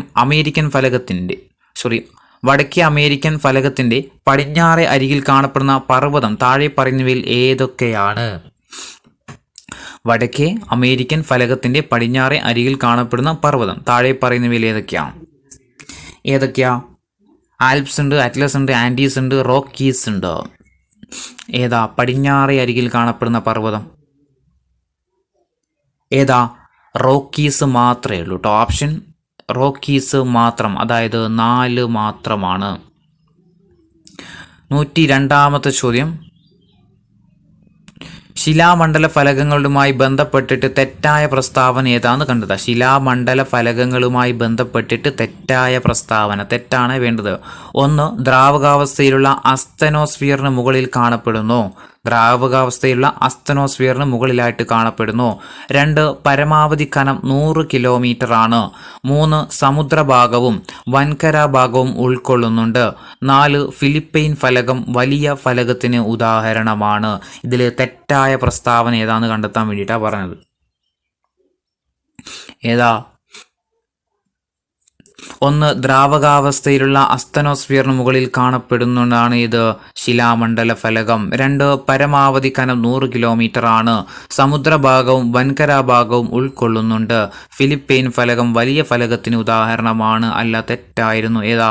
ചെറിയ ഫലകത്തിന് ഉദാഹരണമാണ്. 103ാമത്തെ ചോദ്യം, ശരിയായ പ്രസ്താവന കണ്ടെത്തുക. പ്രസ്താവന 1, അസ്തനോസ്ഫിയറിന് മുകളിലാണ് ശിലാമണ്ഡല ഫലകങ്ങൾ കാണപ്പെടുന്നത്. അസ്തനോസ്ഫിയറിന് മുകളിലാണ് ശിലാമണ്ഡല ഫലകങ്ങൾ കാണപ്പെടുന്നത്. 2 ശിലാമണ്ഡല ഫലകങ്ങളെ വലിയ ഫലകമെന്നും ചെറിയ ഫലകമെന്നും 2 ആയിട്ട് തിരിച്ചിട്ടുണ്ട്. ഇതിൽ ശരിയായ പ്രസ്താവന, 2 പ്രസ്താവനയിൽ നിന്ന് ശരിയായ പ്രസ്താവനകൾ കണ്ടെത്തുക. ഏതൊക്കെയായിരിക്കും ശരിയായ പ്രസ്താവനകൾ? 1 അസ്തനോസ്ഫിയറിന് മുകളിലാണ് ശിലാമണ്ഡല ഫലകങ്ങൾ കാണപ്പെടുന്നത്. ശരിയാണ്. 2ാമത്തെ പ്രസ്താവന, ശിലാമണ്ഡല ഫലകങ്ങളെ വലിയ ഫലകമെന്നും ചെറിയ ഫലകമെന്നും 2 ആയിട്ട് തിരിച്ചിട്ടുണ്ട്. 2 പ്രസ്താവനകൾ എന്താണ്? ശരിയായ പ്രസ്താവനയാണ്. അപ്പോൾ പ്രസ്താവന 1ഉം 2ഉം ശരിയാണ്. 104ാമത്തെ ചോദ്യം, റിക്ടർ സ്കെയിലിൽ ഇതുവരെ രേഖപ്പെടുത്തിയതിൽ വെച്ച് ഏറ്റവും ഉയർന്ന ഭൂകമ്പ തീവ്രത ഏതാണ്? റിക്ടർ സ്കെയിലിൽ ഇതുവരെ രേഖപ്പെടുത്തിയതിൽ വെച്ച് ഏറ്റവും ഉയർന്ന ഭൂകമ്പ തീവ്രത ഏതാ? 9.5 ചിലിയാണ് കേട്ടോ. 9.5 ചിലിയാണ്. 105 ഭൂകമ്പത്തിൻ്റെ പ്രഭവ കേന്ദ്രത്തിന് നേർമുകളിൽ സ്ഥിതി ചെയ്യുന്ന ഭൗമോപരിതല കേന്ദ്രം ഏതാണ്? ഭൂകമ്പത്തിൻ്റെ പ്രഭവ കേന്ദ്രത്തിന് നേർമുകളിൽ സ്ഥിതി ചെയ്യുന്ന ഭൗമോപരിതല കേന്ദ്രം ഏതാണ്? ഏതാ? എപ്പി സെൻറ്റർ ആണ് അല്ലേ? എപ്പി സെൻറ്റർ ആണ്. ഭൂകമ്പത്തിൻ്റെ പ്രഭവ കേന്ദ്രത്തിന് നേർമുകളിൽ സ്ഥിതി ചെയ്യുന്ന ഭൗമോപരിതല കേന്ദ്രമാണ് എപ്പി സെൻറ്റർ. 106 ഇതുവരെ കണക്കാക്കിയതിൽ വെച്ച് ഏറ്റവും തീവ്രത കൂടിയ ഭൂകമ്പമുണ്ടായത് എവിടെയാണ്? ഇതുവരെ ഉണ്ടായതിൽ വെച്ച് ഏറ്റവും തീവ്രത കൂടിയ ഭൂകമ്പമുണ്ടായത് എവിടെയാ? ചിലിയിലാണ് അല്ലേ? ചിലിയിലാണ്. 107 ഡാട്ട് എന്നറിയപ്പെടുന്നത് എന്താ? ഡാട്ട് എന്ന് പറഞ്ഞാൽ എന്താ? ഡാട്ട് എന്ന് പറഞ്ഞു കഴിഞ്ഞാൽ സുനാമി മുന്നറിയിപ്പ് സംവിധാനമാണ് അല്ലേ? സുനാമി മുന്നറിയിപ്പ് സംവിധാനമാണ് ഇത് ഡാർട്ട് എന്ന് പറയുന്നത്. 108 കേരള തീരത്തടിച്ച സുനാമി ഉണ്ടായ ദിവസം ഏതാണ്? കേരള തീരത്തടിച്ച സുനാമി ഉണ്ടായ ദിവസം എന്നായിരുന്നു? 2004 ഡിസംബർ 26-നാണ് അല്ലേ? 2004 ഡിസംബർ 26-ലാണ് സുനാമി ഉണ്ടായത്. 109ാമത്തെ ചോദ്യം, താഴെ പറയുന്നതിൽ അഗ്നിപർവ്വത ഗീസറുകൾക്ക് ഉദാഹരണം അല്ലാത്തത് ഏതാണ്? താഴെ പറയുന്നതിൽ അഗ്നിപർവ്വത ഗീസറുകൾക്ക് ഉദാഹരണം അല്ലാത്തത് ഏതാ? ഒന്ന് ഓപ്ഷൻ സി ഡെക്കാൻ പീഠഭൂമി കേട്ടോ. ഡെക്കാൻ പീഠഭൂമി എന്തല്ല, അഗ്നിപർവ്വത ഗീസറുകൾക്ക് ഉദാഹരണമല്ല. അപ്പം അഗ്നിപർവ്വത ഗീസറുകൾക്ക് ഉദാഹരണമാണ് Yellowstone National Park, Wyoming geyser, Old Faithful geyser. 110ാമത്തെ ചോദ്യം, ഉരുകിയ ശിലാദ്രവം ഫലകാതിരുകളിലെ വിള്ളലുകളിലൂടെ പുറത്തു വന്നുണ്ടാകുന്ന പർവ്വതങ്ങളാണ് ഡാഷ്. ഉരുകിയ ശിലാദ്രവം ഫലകാതിരുകളിലൂടെ വിള്ളലിലൂടെ പുറത്തു വന്നുണ്ടാകുന്ന പർവ്വതങ്ങളാണ് ഡാഷ്. ഏതാ? അഗ്നിപർവ്വതങ്ങൾ. Option A അഗ്നിപർവ്വതങ്ങൾ. 111, ലോകത്തിലെ 80% അഗ്നിപർവ്വതങ്ങളും കാണപ്പെടുന്ന മേഖല ഏതാ? ലോകത്തിലെ 80% അഗ്നിപർവ്വതങ്ങളും കാണപ്പെടുന്ന മേഖല ഏതാ? പസഫിക് സമുദ്രാതിർത്തിയാണ്. ഓപ്ഷൻ സി പസഫിക് സമുദ്രാതിർത്തി. 112, സുനാമി എന്ന ജാപ്പനീസ് വാക്കിൻ്റെ അർത്ഥം എന്താ? സുനാമി എന്ന ജാപ്പനീസ് വാക്കിൻ്റെ അർത്ഥം എന്താ? തുറമുഖ തിരമാലയാണ്. ഓപ്ഷൻ സി തുറമുഖ തിരമാല. 113, സുനാമി എന്ന പദം ഏത് ഭാഷയിൽ നിന്നെടുത്തതാണ്? സുനാമി എന്ന പദം ഏത് ഭാഷയിൽ നിന്നെടുത്തതാണ്? ഏതാ? ജപ്പാൻ അല്ലെ. ഓപ്ഷൻ എ ജപ്പാന്. 114, സമുദ്രാന്തർഭാഗത്തുണ്ടാകുന്ന ഭൂകമ്പങ്ങൾ ഉണ്ടാക്കുന്ന അനേകം മീറ്ററുകൾ ഉയരമുള്ള തിരമാലകളാണ് ഡാഷ്. സമുദ്രാന്തർഭാഗത്തുണ്ടാകുന്ന ഭൂകമ്പങ്ങൾ ഉണ്ടാക്കുന്ന അനേകം മീറ്ററുകൾ ഉയരമുള്ള തിരമാലകളാണ് ഡാഷ്. ഏതാ? സുനാമിയാണ് അല്ലെ. Option D tsunami. 115, ഭൂകമ്പത്തിൻ്റെ തരംഗങ്ങൾ രേഖപ്പെടുത്തുന്ന ഉപകരണം ഏതാണ്? ഭൂകമ്പത്തിൻ്റെ തരംഗങ്ങൾ രേഖപ്പെടുത്തുന്ന ഉപകരണം ഏതാ? സീസ്മോഗ്രാഫ് ആണ് അല്ലെ. സീസ്മോഗ്രാഫ്. Option C seismograph. 116, ഭൂകമ്പ സമയത്ത് പുറത്തു വരുന്ന ഊർജത്തിൻ്റെ തീവ്രത രേഖപ്പെടുത്തുന്ന തോത് ഏതാണ്? ഭൂകമ്പ സമയത്ത് പുറത്തു വരുന്ന ഊർജത്തിൻ്റെ തീവ്രത രേഖപ്പെടുത്തുന്ന തോത് ഏതാ? റിക്ടർ സ്കെയിലാണല്ലോ. Option C Richter scale. 117, ഏറ്റവും വിനാശകാരിയായ ഭൂകമ്പ തരംഗം ഏതാണ്? ഏറ്റവും വിനാശകാരിയായ ഭൂകമ്പ തരംഗം ഏതാ? പ്രതല തരംഗങ്ങളാണ്. പ്രതല തരംഗങ്ങളാണ്. 118, ഭൂകമ്പ സമയത്ത് പ്രഭവ കേന്ദ്രത്തിൽ നിന്നും പുറപ്പെടുന്ന തരംഗങ്ങളിൽ പെടാത്തത് ഏതാണ്? ഭൂകമ്പ സമയത്ത് പ്രഭവ കേന്ദ്രത്തിൽ നിന്നും പുറപ്പെടുന്ന തരംഗങ്ങളിൽ പെടാത്തത് ഏതാ? ആൽഫ തരംഗങ്ങളാണ്. പെടാത്തതാണ് ആൽഫ തരംഗങ്ങൾ. 119, ഭൗമ ഉപരിതലത്തിൽ പ്രകമ്പനങ്ങൾ ഉണ്ടാക്കുന്ന കേന്ദ്രം അറിയപ്പെടുന്നത് എന്താണ്? ഭൗമ ഉപരിതലത്തിൽ പ്രകമ്പനങ്ങൾ ഉണ്ടാകുന്ന കേന്ദ്രം അറിയപ്പെടുന്നത് എന്താ? എപ്പി സെൻറ്റർ ആണല്ലേ. എപ്പി സെൻറ്റർ. 120, താഴെ പറയുന്നതിൽ ഭൂകമ്പങ്ങൾ ഉണ്ടാകുന്നതിനുള്ള കാരണങ്ങളിൽ പെടാത്തത് ഏതാണ്? താഴെ പറയുന്നതിൽ ഭൂകമ്പങ്ങൾ ഉണ്ടാകുന്നതിനുള്ള കാരണങ്ങളിൽ പെടാത്തത് ഏതാ? സമുദ്രതട വ്യാപനമാട്ടോ. സമുദ്രതട വ്യാപനം. അപ്പോൾ ഭൂകമ്പങ്ങൾ ഉണ്ടാകാൻ കാരണങ്ങളാണ് ഏതൊക്കെ? ഒന്ന് ഭ്രംശനം, ഫലകചലനം, അതുപോലെ ഫലക അതിരുകൾ. 121, ഭൂകമ്പങ്ങൾ മിക്കവാറും കേന്ദ്രീകരിക്കുന്ന ഭാഗം ഏതാണ്? ഭൂകമ്പങ്ങൾ മിക്കവയും കേന്ദ്രീകരിക്കുന്ന ഭാഗം ഏതാ? ഫലക അതിരുകളാണ് കേട്ടോ. ഫലക അതിരുകളാണ്. 122, ഭൂമിയുടെ ആഴങ്ങളിൽ ഭൂകമ്പങ്ങൾ ഉണ്ടാകുന്ന കേന്ദ്രങ്ങൾ അറിയപ്പെടുന്നത് എന്താണ്? ഭൂമിയുടെ ആഴങ്ങളിൽ ഭൂകമ്പങ്ങൾ ഉണ്ടാകുന്ന കേന്ദ്രങ്ങൾ അറിയപ്പെടുന്നത് എന്താ? പ്രഭവ കേന്ദ്രമാണ്. ഓപ്ഷൻ ബി പ്രഭവ കേന്ദ്രം. ഭൗമചലനങ്ങളുടെ ഫലമായിട്ട് ഭൂവൽക്കത്തിലെ പ്രദേശങ്ങൾ താഴ്ത്തപ്പെടുന്ന പ്രക്രിയ അറിയപ്പെടുന്നത് എന്താ? ഭൗമചലനങ്ങളുടെ ഫലമായിട്ട് ഭൂവൽക്കത്തിലെ പ്രദേശങ്ങൾ താഴ്ത്തപ്പെടുന്ന പ്രക്രിയ അറിയപ്പെടുന്നത് എന്താ? അവതലനമാണ് കേട്ടോ. അവതലനം. ഓപ്ഷൻ ബി അവതലനം. 124, വിയോജക സീമകളിലൂടെ ഉപരിതലത്തിലെത്തുന്ന മാഗ്മ ഫലക അതിരുകളിൽ തണുത്തുറഞ്ഞ കടൽ തറകളുണ്ടാകുന്ന പ്രതിഭാസം അറിയപ്പെടുന്നത് എന്താണ്? വിയോജക സീമകളിലൂടെ ഉപരിതലത്തിലെത്തുന്ന മാഗ്മ ഫലക അതിരുകളിൽ തണുത്തുറഞ്ഞ കടൽ തറകൾ ഉണ്ടാക്കുന്ന പ്രതിഭാസം അറിയപ്പെടുന്നത് എന്താണ്? എന്താ അറിയപ്പെടുന്നത്? സമുദ്രതട വ്യാപനമാണ്. ഓപ്ഷൻ ബി സമുദ്രതട വ്യാപനമാണ്. വിയോജക സീമകളിലൂടെ ഉപരിതലത്തിലെത്തുന്ന മാഗ്മ ഫലക അതിരുകളിൽ തണുത്തുറഞ്ഞ കടൽ തറകൾ ഉണ്ടാക്കുന്ന പ്രതിഭാസമാണിത് സമുദ്രതട വ്യാപനം. 125ാമത്തെ ചോദ്യം, ആഫ്രിക്കൻ ഫലകത്തിനും തെക്കേ അമേരിക്കൻ ഫലകത്തിനും ഇടയിൽ ഏതാണ്ട് 14,000 കിലോമീറ്റർ നീളത്തിലുള്ള ഫലക സീമ ഏതാണ്? നമ്മൾ പറഞ്ഞിട്ടുണ്ടായിരുന്നു തൊട്ടു മുമ്പ്, ആഫ്രിക്കൻ ഫലകത്തിനും തെക്കേ അമേരിക്കൻ ഫലകത്തിനും ഇടയിൽ ഏതാണ്ട് 14,000 കിലോമീറ്റർ നീളത്തിലുള്ള ഫലക സീമ ഏതായിരുന്നു? മധ്യ അറ്റ്ലാന്റിക് പർവ്വതനിരയാണ് അല്ലെ. ഓപ്ഷൻ സി മധ്യ അറ്റ്ലാന്റിക് പർവ്വതനിര. 126 ഫലകങ്ങൾ പരസ്പരം അകലുന്നതിൻ്റെ ഫലമായിട്ട് മാഗ്മ പുറത്തു വന്ന് തണുത്തുറഞ്ഞുണ്ടാകുന്ന പർവ്വതനിര ഏതാണ്? ഫലകങ്ങൾ പരസ്പരം അകലുന്നതിൻ്റെ ഫലമായിട്ട് മാഗ്മ പുറത്തു വന്ന് തണുത്തുറഞ്ഞുണ്ടാകുന്ന പർവ്വതനിര ഏതാ? സമുദ്രാന്തർ പർവ്വതനിരയാണ് കേട്ടോ, സമുദ്രാന്തർ പർവ്വതനിര. 127 സംയോജക സീമാ ഫലകങ്ങൾ സാന്ദ്രത കൂടിയ ഫലകം സാന്ദ്രത കുറഞ്ഞ ഫലകത്തിനടിയിലേക്ക് ആണ്ടുപോകുന്ന മേഖലകൾ അറിയപ്പെടുന്നത് എന്താണ്? സംയോജക സീമാ ഫലകങ്ങളിൽ സാന്ദ്രത കൂടിയ ഫലകം സാന്ദ്രത കുറഞ്ഞ ഫലകത്തിനടിയിലേക്ക് ആണ്ടുപോകുന്ന മേഖല എന്താ അറിയപ്പെടുന്നത്? അതാണ് നിമഞ്ജന മേഖല. നിമഞ്ജന മേഖല. ഓപ്ഷൻ സി ആണ് നിമഞ്ജന മേഖല. ഇവിടെ നോക്കേണ്ടത് ഏത് ഫലക താഴ്ന്നു പോകുന്ന സാന്ദ്രത കൂടിയതാണോ കുറഞ്ഞതാണോ? അതായത് സാന്ദ്രത കൂടിയ ഫലകമാണ് താഴ്ന്നു പോകുന്നത് കേട്ടോ. ഇനി 128ാമത്തെ ചോദ്യം, ഇന്ത്യൻ ഫലകത്തിനും യുറേഷ്യൻ ഫലകത്തിനും ഇടയിലായിട്ട് രൂപം കൊണ്ട മടക്ക് പർവ്വതം ഏതാണ്?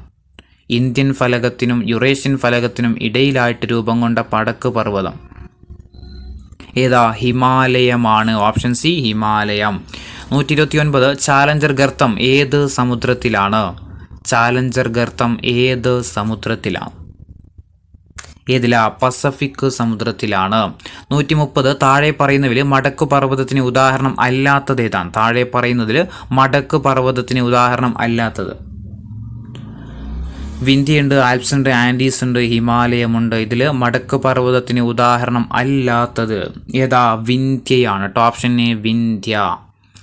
131 ഫലകചലനങ്ങളാൽ സൃഷ്ടിക്കപ്പെടുന്ന ഭൂരൂപങ്ങളിൽ ഉൾപ്പെടാത്തത് ഏതാണ്? ഫലകചലനങ്ങളാൽ സൃഷ്ടിക്കപ്പെടുന്ന ഭൂരൂപങ്ങളിൽ ഉൾപ്പെടാത്തത് 1 മടക്ക് പർവ്വതങ്ങൾ, 2 അറ്റ്ലസ് പർവ്വതം, 3 പീഠഭൂമികൾ, 4 സമതലങ്ങൾ. ഏതാ? സമതലങ്ങളാണ്. Option D സമതലങ്ങൾ. 132 മടക്കു പർവ്വതങ്ങൾ സൃഷ്ടിക്കപ്പെടുന്ന സീമ ഏതാണ്? മടക്കു പർവ്വതങ്ങൾ സൃഷ്ടിക്കപ്പെടുന്ന സീമ ഏതാ? സംയോജക സീമയാണ്. നമ്മൾ എത്രയോ പ്രാവശ്യം പറഞ്ഞു, സംയോജക സീമയാണ്. 133 ഫലകങ്ങൾ പരസ്പരം അകന്നു നീങ്ങുന്നത് മൂലം ഉണ്ടാകുന്ന അതിരുകൾ ഏതാണ്? ഫലകങ്ങൾ പരസ്പരം അകന്നു നീങ്ങുന്നത് മൂലം ഉണ്ടാകുന്ന അതിരുകൾ ഏതാ? വിയോജക സീമയാണ്. Option B വിയോജക സീമയാണ്. 134 ഫലകങ്ങൾ പരസ്പരം അടുക്കുന്നത് മൂലം ഉണ്ടാകുന്ന അതിരുകൾക്ക് പറയുന്ന പേരെന്താ? ഫലകങ്ങൾ പരസ്പരം അടുക്കുന്നത് മൂലം ഉണ്ടാകുന്ന അതിരുകൾക്ക് പറയുന്ന പേര് എന്താ? സംയോജക സീമയാണ് അല്ലെ. ഓപ്ഷൻ ഡി സംയോജക സീമ. 135ാമത്തെ ചോദ്യം, ഫലകങ്ങൾ പരസ്പരം ഉരഞ്ഞു നീങ്ങുന്നത് മൂലം ഉണ്ടാകുന്ന അതിരുകൾക്ക് പറയുന്ന പേരെന്താണ്? ഫലകങ്ങൾ പരസ്പരം ഉരഞ്ഞു നീങ്ങുന്നത് മൂലം ഉണ്ടാകുന്ന അതിരുകൾക്ക് പറയുന്ന പേര് എന്താ? ഛേദക സീമയാണ്. ഓപ്ഷൻ ബി ഛേദക സീമ. 136 പാഞ്ചിയ വൻകരയെ ചുറ്റിയിരിക്കുന്ന മഹാസമുദ്രം ഏതാണ്? പാഞ്ചിയ വൻകരയെ ചുറ്റിയിരിക്കുന്ന മഹാസമുദ്രം ഏതാ? പന്തലാസയാണ്. Option D പന്തലാസ. 137 ദശലക്ഷക്കണക്കിന് വർഷങ്ങൾക്ക് മുമ്പ് ഭൂമിയിൽ നിലനിന്നിരുന്ന ബൃഹത്ത് വൻകര ഏതാണ്? ദശലക്ഷക്കണക്കിന് വർഷങ്ങൾക്ക് മുമ്പ് ഭൂമിയിൽ നിലനിന്നിരുന്ന ബൃഹത്ത് വൻകര ഏതാ? പാഞ്ചിയയാണ്. Option C Pangaea. 138 Alfred Wegener ഏത് രാജ്യക്കാരനാണ്? ആൽഫ്രഡ് വെഗ്നർ ഏത് രാജ്യക്കാരനാണ്? ഏത് രാജ്യക്കാരനാണ്? ജർമ്മനിയാണ്. 139 വൻകര വിസ്ഥാപന സിദ്ധാന്തം എന്ന ആശയം അവതരിപ്പിച്ച വർഷം ഏതാണ്? വൻകര വിസ്ഥാപന സിദ്ധാന്തം എന്ന ആശയം അവതരിപ്പിച്ച വർഷം ഏത് വർഷം? 1912 140 വൻകര വിസ്ഥാപന സിദ്ധാന്തം എന്ന ആശയം അവതരിപ്പിച്ച വ്യക്തി ആരാണ്? വൻകര വിസ്ഥാപന സിദ്ധാന്തം എന്ന ആശയം അവതരിപ്പിച്ച വ്യക്തി ആരാ? ആൽഫ്രഡ് വെഗ്നലാണ് അല്ലെ. Alfred Wegener. 141 ഭൂമിക്കുള്ളിൽ അത്യധികമായ താപത്താൽ ഉരുകിയ മാൻഡിലിൻ്റെ ഭാഗം അറിയപ്പെടുന്നത് എന്താണ്? ഭൂമിക്കുള്ളിലെ അത്യധികമായ താപത്താൽ ഉരുകിയ മാൻഡിലിൻ്റെ ഭാഗം ഏതാ? മാഗ്മയാണ്. Option C മാഗ്മയാണ്. 142ാമത്തെ ചോദ്യം, സമുദ്രഭാഗം മാത്രം ഉൾക്കൊള്ളുന്ന ശിലാമണ്ഡല ഫലകം ഏതാണ്? സമുദ്രഭാഗം മാത്രം ഉൾക്കൊള്ളുന്ന ശിലാമണ്ഡല ഫലകം ഏതാ? പസഫിക് ഫലകമാണ്. പസഫിക് ഫലകം. 143, ശിലാമണ്ഡല ഫലകങ്ങൾ എന്തിൻ്റെ മുകളിലാണ് സ്ഥിതി ചെയ്യുന്നത്? ശിലാമണ്ഡല ഫലകങ്ങൾ എന്തിൻ്റെ മുകളിലാണ് സ്ഥിതി ചെയ്യുന്നത്? എന്തിൻ്റെ? അസ്തനോസ്ഫിയർ ആണ്. Option B asthenosphere. 144, വലിയ ഫലകങ്ങളുടെ എണ്ണം എത്രയാണ്? വലിയ ഫലകങ്ങളുടെ എണ്ണം എത്രയാ? 7 ഫലകങ്ങളാട്ടുള്ളത്. വലിയ ഫലകങ്ങൾ എത്രയാ? 7 എണ്ണമാണ്. 145, ഭൂവൽക്കവും മാൻഡിലിൻ്റെ മുകൾ ഭാഗവും ചേർന്നതാണ് ഡാഷ്. ഭൂവൽക്കവും മാൻഡിലിൻ്റെ മുകൾ ഭാഗവും ചേർന്നതാണ് ഡാഷ്. ഏതാ? ശിലാമണ്ഡലമാണ് അല്ലേ? ശിലാമണ്ഡലം. 146, ഏറ്റവും വലിയ ശിലാമണ്ഡല ഫലകം ഏതാണ്? ഏറ്റവും വലിയ ശിലാമണ്ഡല ഫലകം ഏതാ? പസഫിക് ആണ് കേട്ടോ. പസഫിക്. ഏറ്റവും വലിയ ശിലാമണ്ഡല ഫലകം ഏതാ? പസഫിക് ആണ്. 147, ഭൗമചലനങ്ങളിലെ ദ്രുതചലനത്തിൽ പെടാത്തത് ഏതാണ്? ഭൗമചലനങ്ങളിലെ ദ്രുതചലനങ്ങളിൽ പെടാത്തത്. 1 മടക്ക് പർവ്വതം, 2 അഗ്നിപർവ്വതം, 3 ഭൂകമ്പം, 4 അവതലനം. ഏതാ? മടക്ക് പർവ്വതമാണ് അല്ലെ? ഘട്ടം ഘട്ടമായിട്ടാണ് മടക്ക് പർവ്വതമൊക്കെ സൃഷ്ടിക്കപ്പെടുന്നത്. അപ്പോൾ ദ്രുതചലനത്തിൽ പെടുന്നതല്ല. 148ാമത്തെ ചോദ്യം, ഭൗമചലനങ്ങളുടെ ഫലമായിട്ട് ഭൂവൽക്കത്തിലെ പ്രദേശങ്ങൾ ഉയർത്തപ്പെടുന്ന പ്രക്രിയ അറിയപ്പെടുന്നത് എന്താ? ഭൗമചലനങ്ങളുടെ ഫലമായിട്ട് ഭൂവൽക്കത്തിലെ പ്രദേശങ്ങൾ ഉയർത്തപ്പെടുന്ന പ്രക്രിയ അറിയപ്പെടുന്നത് എന്താ? എന്താ? ഉത്ഥാനമാണ് അല്ലെ? ഉയർത്തുന്നത് ഉത്ഥാനമാണ്. അപ്പോൾ ഇത്രയാണ് 2 ചാപ്റ്ററിനായിട്ടുള്ള ക്വസ്റ്റ്യൻസ് എന്ന് പറയുന്നത്. ഇനി ജോഗ്രഫിയിൽ 9ാം ക്ലാസ്സിൽ ജോഗ്രഫിയിലുള്ള ബാക്കി വരുന്ന ചാപ്റ്റേഴ്സ് നമുക്ക് അടുത്ത വീഡിയോയിൽ നോക്കാം കേട്ടോ.